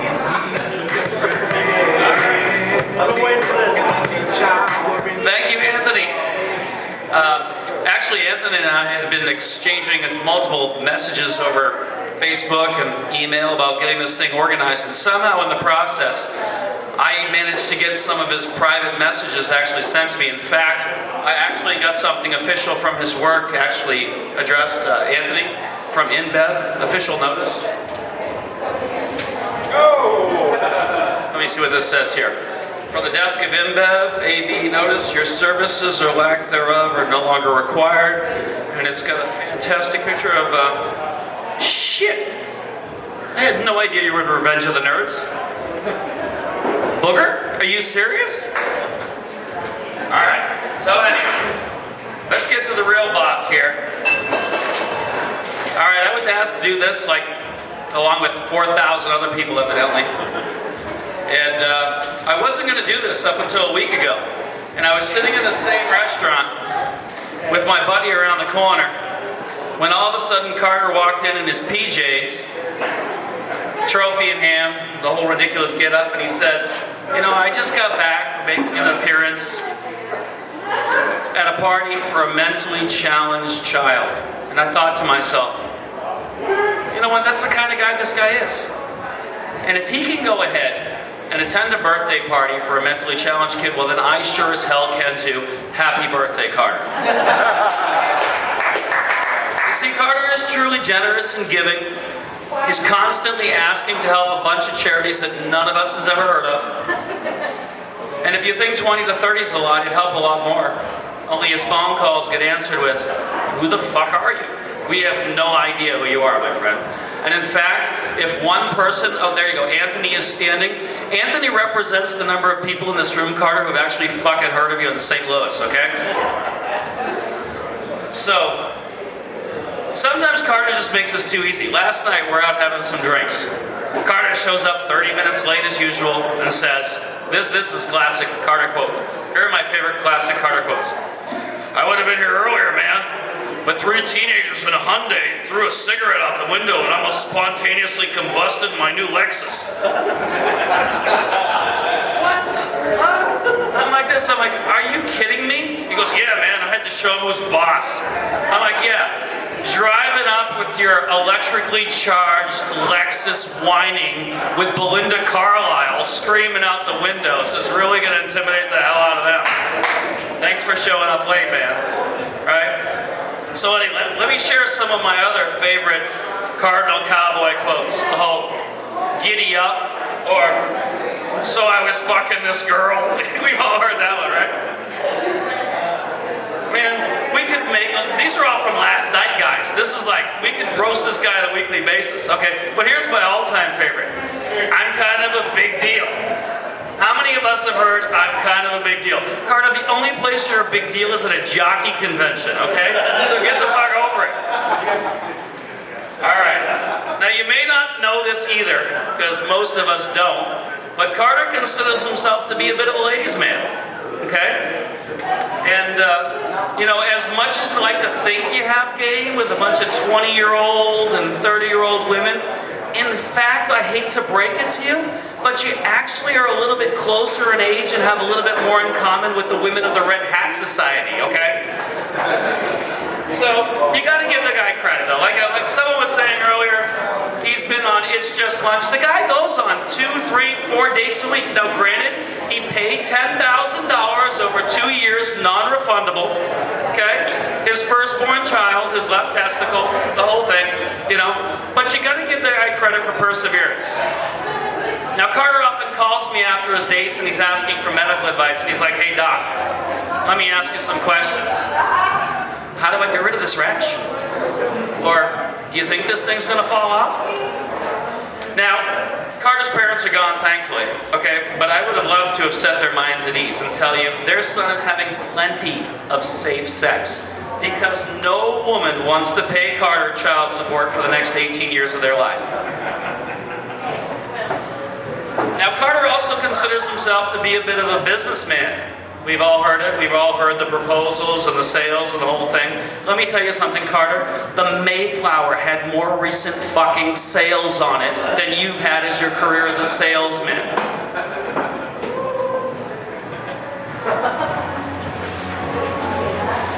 Oh, I'm sorry. Do you have a call? All right. So anyway, Carter's most recent business investment, as he tried to leave sales, was to become a franchisee, if you would, and he invested in his entire 401k, his savings, his Roth IRA, in a franchise to protect himself from himself. Corky, they make fucking hockey helmets for that, okay? Absolutely ridiculous. Carter would also like to think that he's really adept at computers and programming and the whole thing, but I mean, seriously, this is the last email that I got from Carter. You have just received the Cardinal Rethwisch virus. As I have no real programming or computer experience, this virus works on the honor system. Please delete all your files and forward this manually to the rest of your friends list. Signed, Cardinal Cowboy, giddy up. Now, we've all heard of the White House. Carter likes to address his house as the White House of St. Charles. Carter, this Greek fraternity revival has not seen a cum-stained dress leave the front door since the Clinton administration. All right, from web pages to internet radio broadcasts and t-shirts to sports experiences, you have prostituted yourself more than Kim Kardashian and Paris Hilton combined. Now, if you were a hot female who was rich, this angle might work for you. However, if at the end of the day you find yourself living in the White House of St. Charles with 16 roommates and you lose your picnic table in the back of your overgrown lawn, well then, sir, you might just be a redneck. Okay? So in closing, Carter, I would have to say this. You are truly genuine. You are truly a caring young man. Well, wait a minute, 26. That's what you've been telling me for the last 10 weeks. So anyway, what I would like to say to you is, happy birthday, my friend, stay real. And that the rest of us, despite the fact that we may be following behind you from a great distance while you're wearing your outfit, we've always got your back. Take care, my friend. Happy birthday.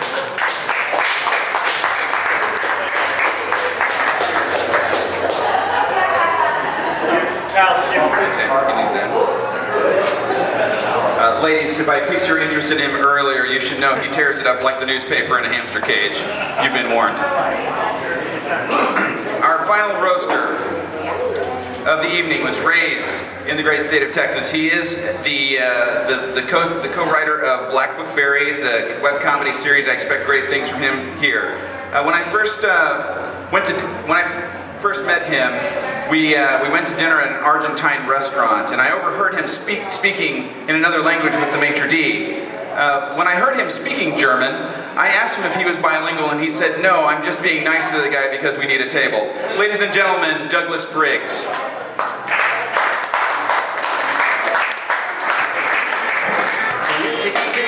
Take a stab at it. If you like the way I'm thinking, maybe we can get it. I may be skinny at times, but I'm fat for the rhymes. Pass me the mic and then we'll grab at it. Well, isn't it delicious, crazy way that I'm kissing this baby? Listen to this, don't wanna miss it while I'm sitting. Sometimes you gotta fit in to get in, but don't ever quit, 'cause soon I'm gonna let you in. But see, I don't. Right. So some slides with this one, so you're gonna need to pay attention to that wall over there. Yeah, turn on the projector. Hey, Tony. Hang on a moment.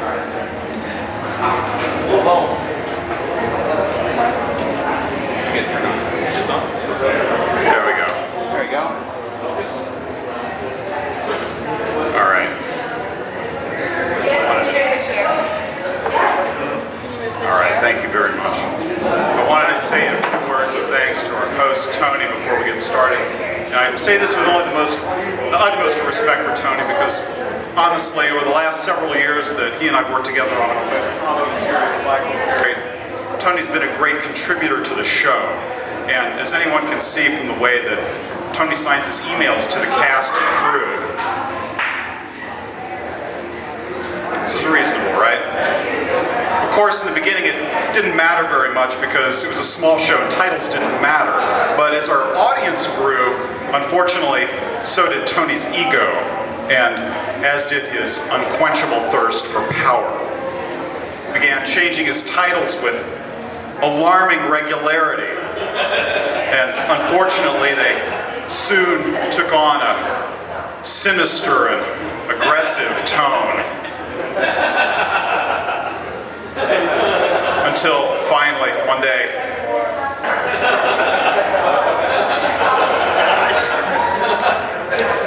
I just let Tony call himself whatever he wanted. It was a small price to pay because he was the one who slaved away in front of the computer editing the video that we had shot each day.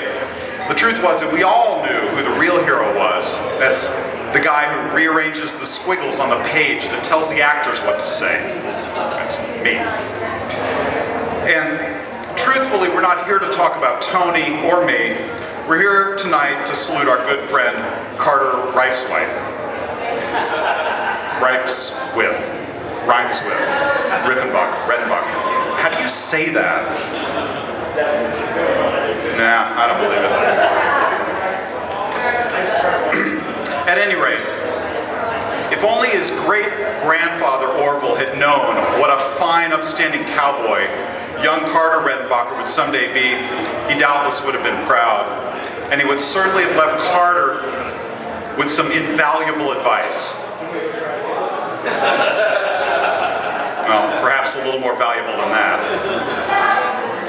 Anyway, even though we could simply sit here and pile Carter high with the kind of ego-fluffing drivel that folks like Alana Trepler would like to hear, honestly, that's not what a roast is about. We'll get back to that. No, this roast is about asking what Carter can teach us all. What can we learn from a man who dresses a little like a baseball player and a little like a rancher, but not really enough like either one, as though he were some kind of, you got it, retarded village person?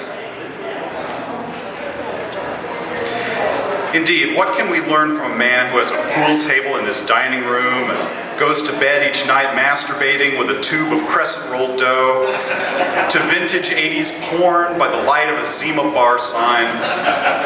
What would such a man teach us? Would he regale us with ripping stories from a kindler, gentler time when pubic hair was plentiful and a virile John C. Holmes carved a path of sexual destruction through the erotic entertainment community? In much the same way, Carter himself would someday carve his own path through the ranks of barely legal female Cardinal fans. No, my friends, if anything, our friend Carter would tell us how a young man from humble beginnings became a legend.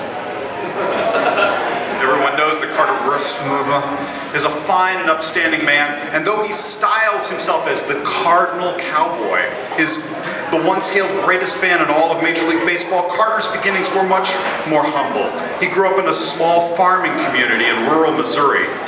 But between his schoolwork and his chores, Carter yearned for more, for a life that was fuller and richer. So, being poor and not very bright, he did the only thing he could do. He began to dance and to tell jokes, and in an inexplicable Jerry Lewis-like way, he was mildly entertaining. And it was there, hooting and hollering among the chickens and pigs and horses, that Carter realized his tremendous gift, his ability to make a complete and utter ass of himself for someone else's amusement. Upon entering high school, Carter soon discovered that he lacked the accelerated cognitive skills necessary to excel in cross-country, as well as the emotional and spiritual sensitivity to shine as a football star. However, as he sat alone and dejected on the sidelines of the intramural softball field one day, an idea came upon him. He stood up, looked around for an audience, and began to cheer for his team in his own particular way, the way he'd learned in the barnyard. He strutted and preened, he flexed and sashayed up and down the field. To see it from afar, it looked honestly like a chicken suffering from a stroke. But for his teammates, it entertained and inspired them. And yes, it was crude, it lacked focus, was even a bit nonsensical. But in those moments, Carter found the expression of his enthusiasm that would thereafter consume his every waking moment, being a superfan. But of course, one does not simply decide to become a superfan. No, indeed, it takes years of training and careful preparation and precisely the most fortuitous of opportunities. And it comes with great responsibility. We're getting ahead of ourselves. Each day, Carter danced on the sidelines, and gradually it became more refined. It looked a little less like a toddler with a diaper full of itching powder, and more like, well, one of those dances nobody does anymore, like the Lindy, the Hully Gully, or the collegiate shag. But he got noticed. Soon he was wearing the mascot's outfit for his high school, the Scotsman. He loved the outfit with its jaunty tam o' shanter and its plaid kilt, which helped out for Carter on the farm as well, because the sheep could hear a zipper 100 yards away.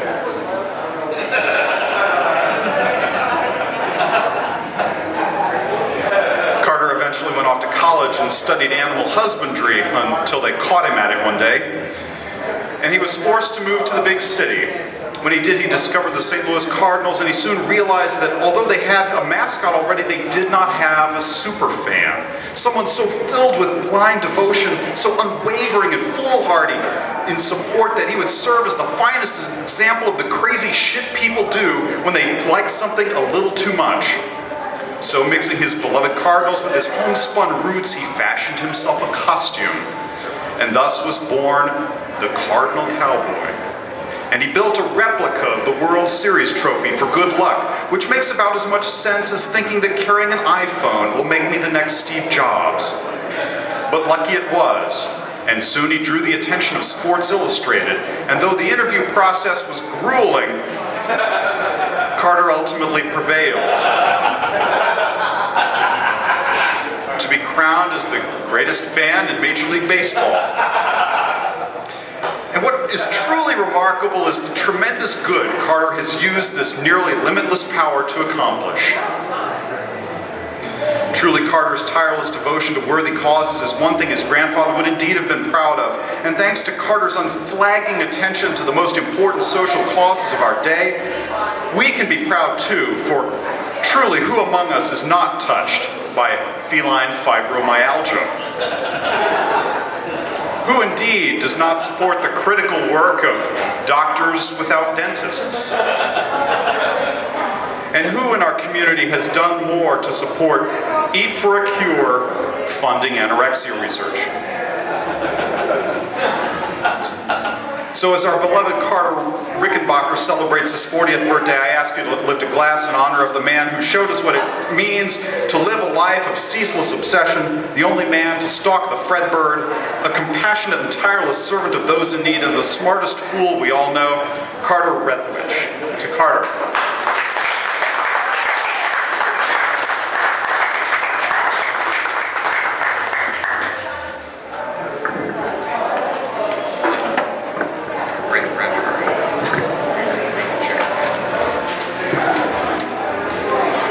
People. What many people don't know about Douglas is that he's a liberal. He and I have been able to remain friends because we don't talk about politics. The only trouble is that the only thing worse than a batshit crazy liberal with stupid ideas is a batshit crazy liberal with no ideas. and with his rebuttal, that will no doubt sound like it was written by a child. Ladies and gentlemen, the man of the minute, the Cardinal Cowboy, Carter Rethwisch.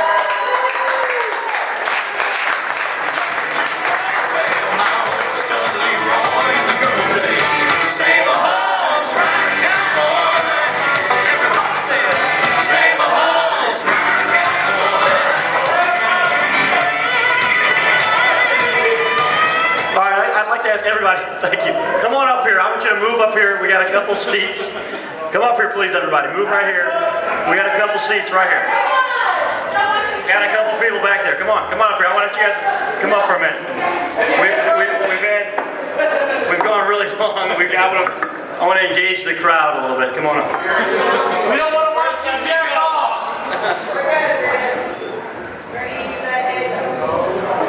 Well, ladies and gentlemen, I do greatly appreciate all of you coming out, especially a long night, late night, an event where, a lot of people have probably better things to do, right?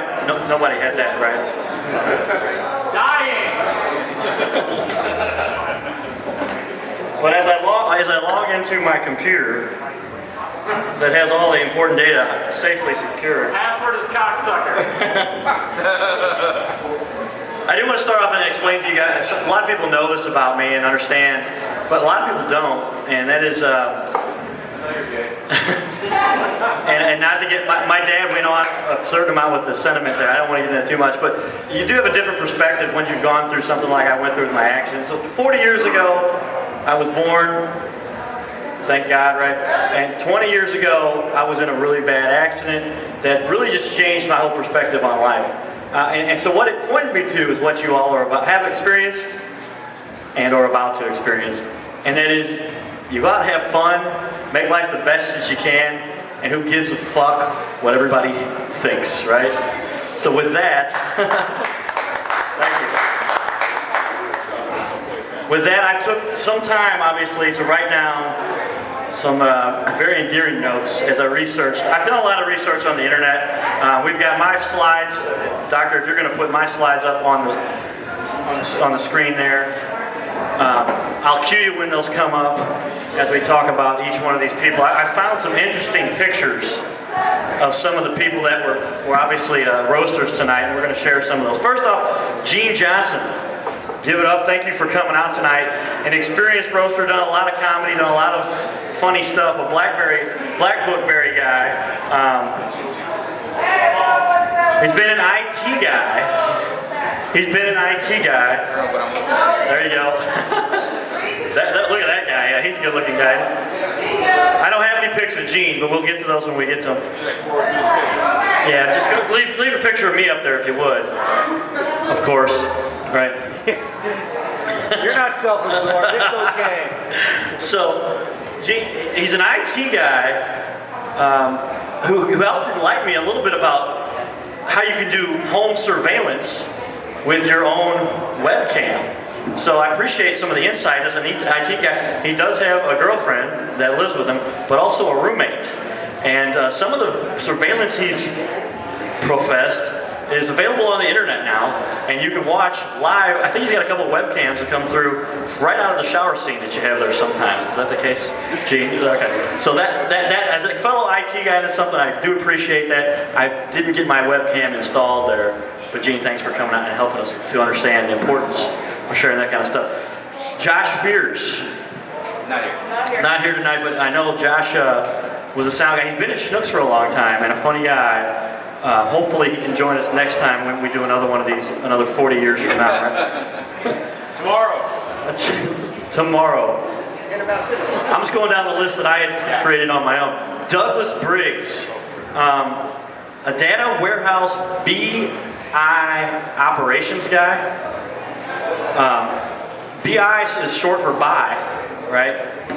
And so I was a little confused with regard to the whole buy thing, but I mean, I think you've got a wife, you might want to stay away from the buy stuff, but maybe it's a career move that you might have that just keep your work separate from your personal life is all I would say there, Dennis. I'm sorry, Douglas. Whatever the fuck your name is, all right. Gotta give it up for my good buddy. And again, I appreciate all you guys that come out here and spend this much time. I'm gonna take a little more time because I've got somebody over there asking me to slow down. Oh, that's right, we gotta go to the east side, don't we? All right. Give it up for my good longtime friend, Mr. Chad Lemley. So, give it up for Chad. Had a big group here, I know it's getting late. Chad, there's a long list of stuff we could talk about. I've got them detailed here, but I see Lolly is actually in attendance, right? So let me look here. No, can't talk about that one.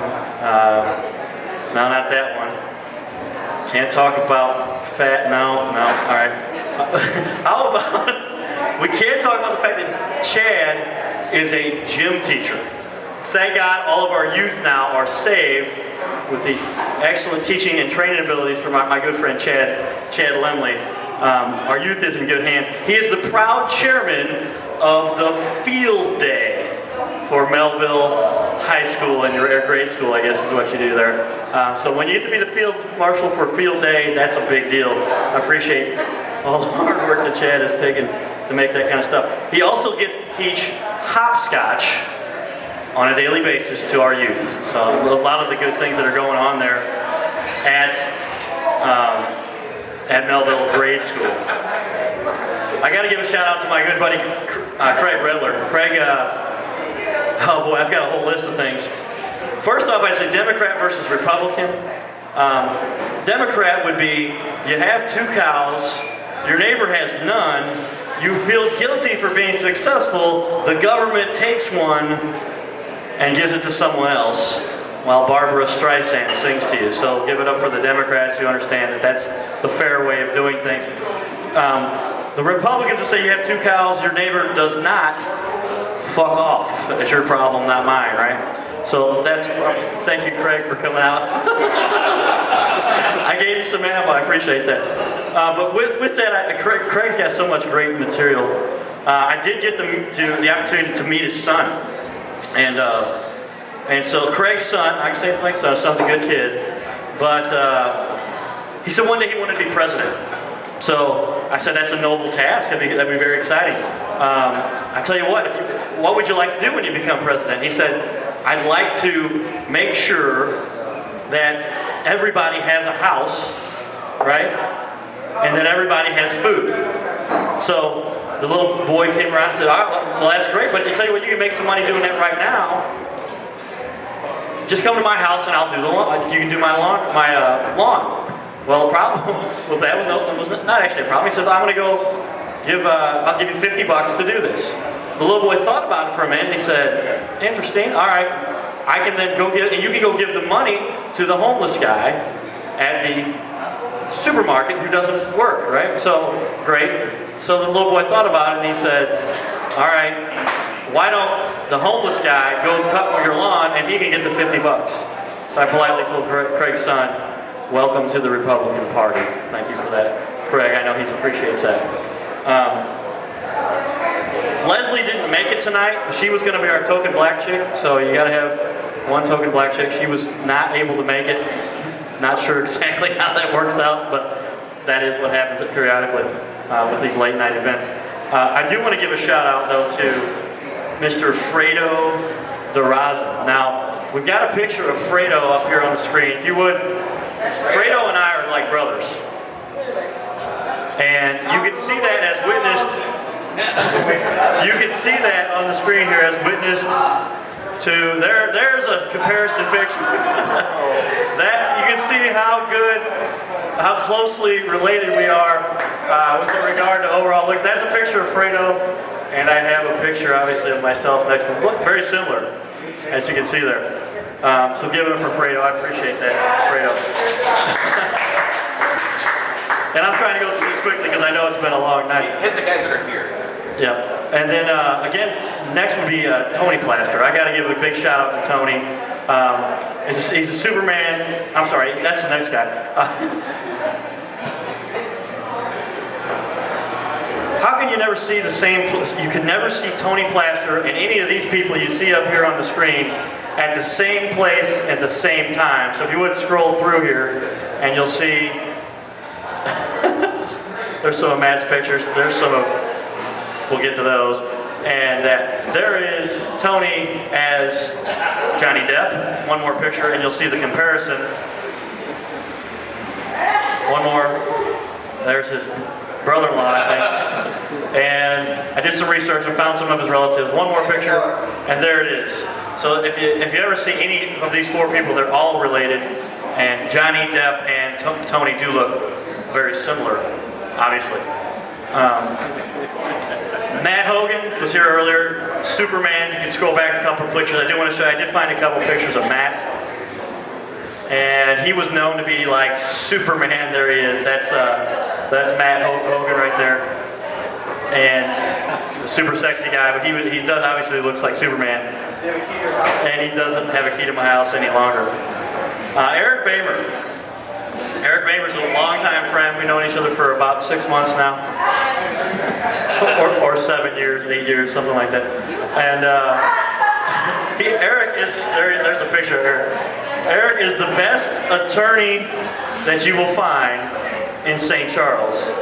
If you need any help with drug charges, DWI, gangbanging, porn copyright, or gay porn distribution, I'm sure he can help you with. There's that picture, thank you. Yes, that's. Who is it that puts this stuff on your website? This is where I got this stuff from. Oh, never mind, I know who that was. I'll get that edited for you. He's great with the ladies. If you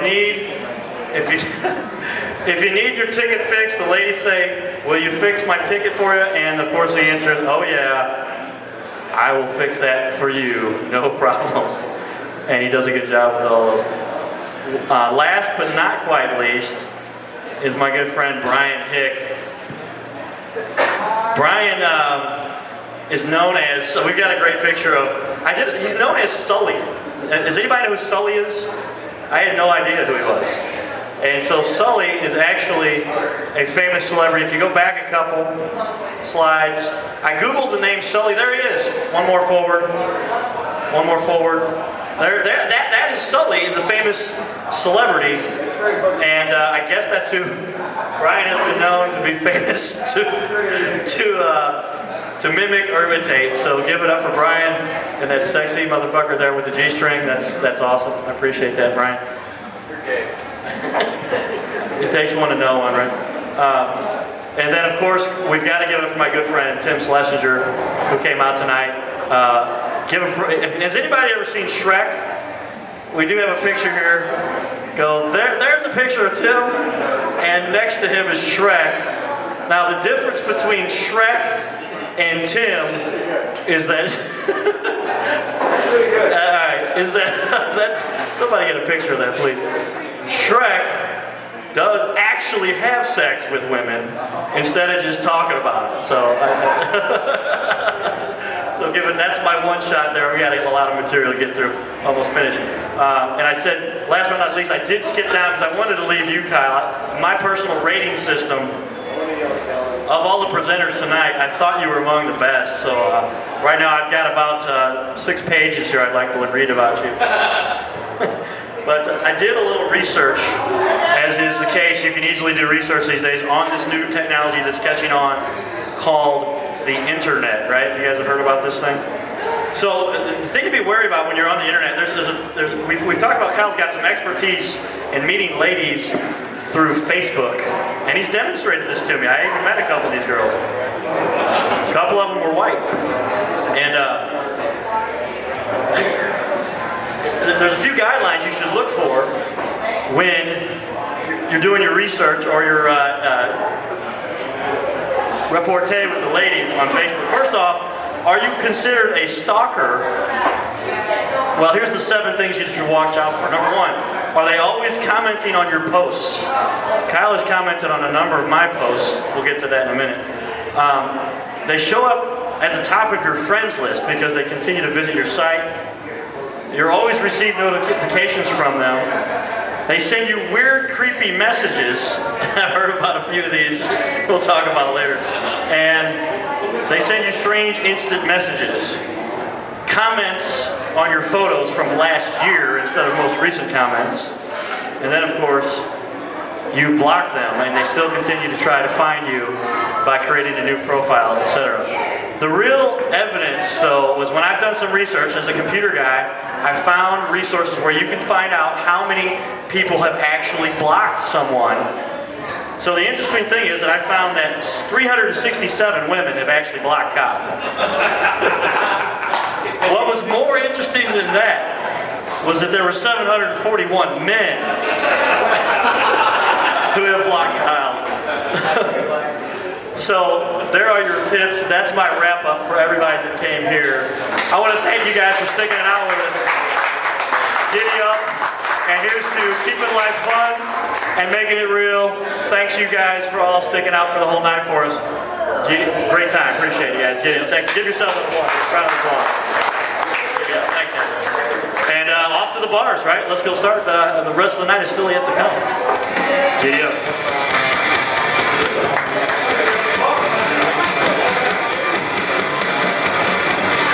Took it like a man, ladies and gentlemen, Cardinal Cowboy.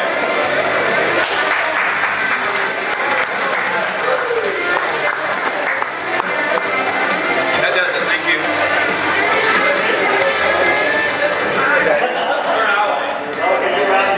Dum da dum da dum da dum da da da. Dum da dum da dum da dum da da da da.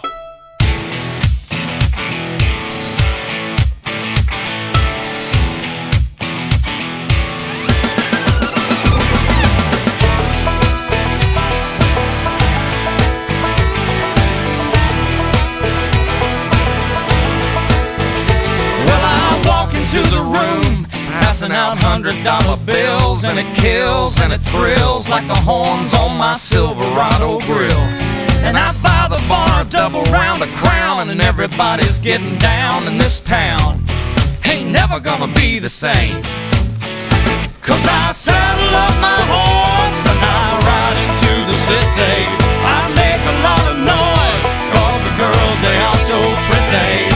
Riding up and down Broadway on my old stud Leroy, and the girls say, save a horse, ride a cowboy. Everybody says, save a horse, ride a cowboy.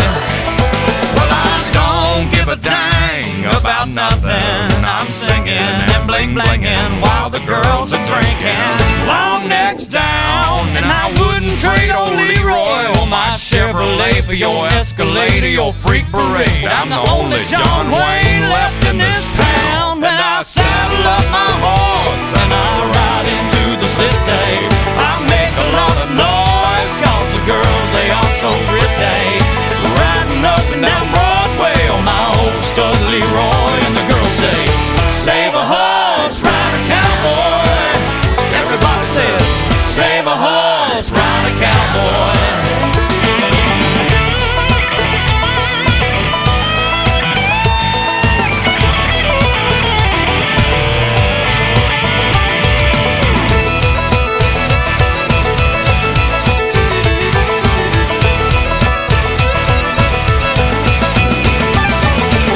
Thoroughbred, that's what she said in the back of my truck bed as I was getting buzzed on suds out on some backcountry road. We were flying high, fine as wine, having ourselves a big and rich time, and I was going just about as far as she'd let me go. But her evaluation of my cowboy reputation had me begging for some.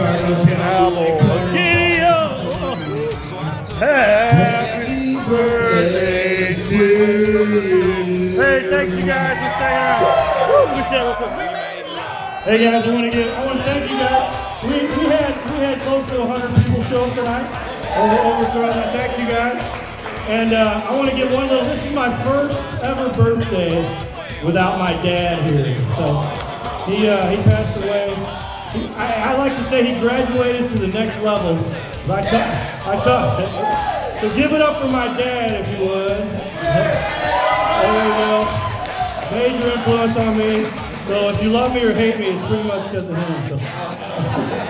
But my dad was awesome, and he graduated to the next level November 29th. I saw him on Thanksgiving. I'm like, man, he don't look so good. But he went up to the baseball field in heaven, in the sky, and we'll see him again. Thanks, you guys. You guys are awesome. Appreciate you guys. Yeah. Thank you once again. Wish you all safe and happy drive home. Don't forget, tip your bartender and take care of the people that take care of you. Especially Carter. Give him a sweet slap on the ass. There you go. Woo! Like the horns on my Silverado grill. And I buy the bar a double round of Crown, and everybody's getting down in this town. Ain't never gonna be the same.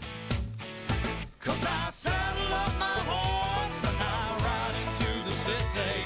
I make a lot of noise, cause the girls, they are so pretty. Riding up and down Broadway on my old stud Leroy, and the girls say, save a horse, ride a cowboy. Everybody says, save a horse, ride a cowboy. Well, I don't give a dang about nothing. I'm singing and bling-blinging while the girls are drinking. Long necks down, and I wouldn't trade old Leroy or my Chevrolet for your Escalade or your freak parade. I'm the only John Wayne left in this town. And I saddle up my horse and I ride into the city.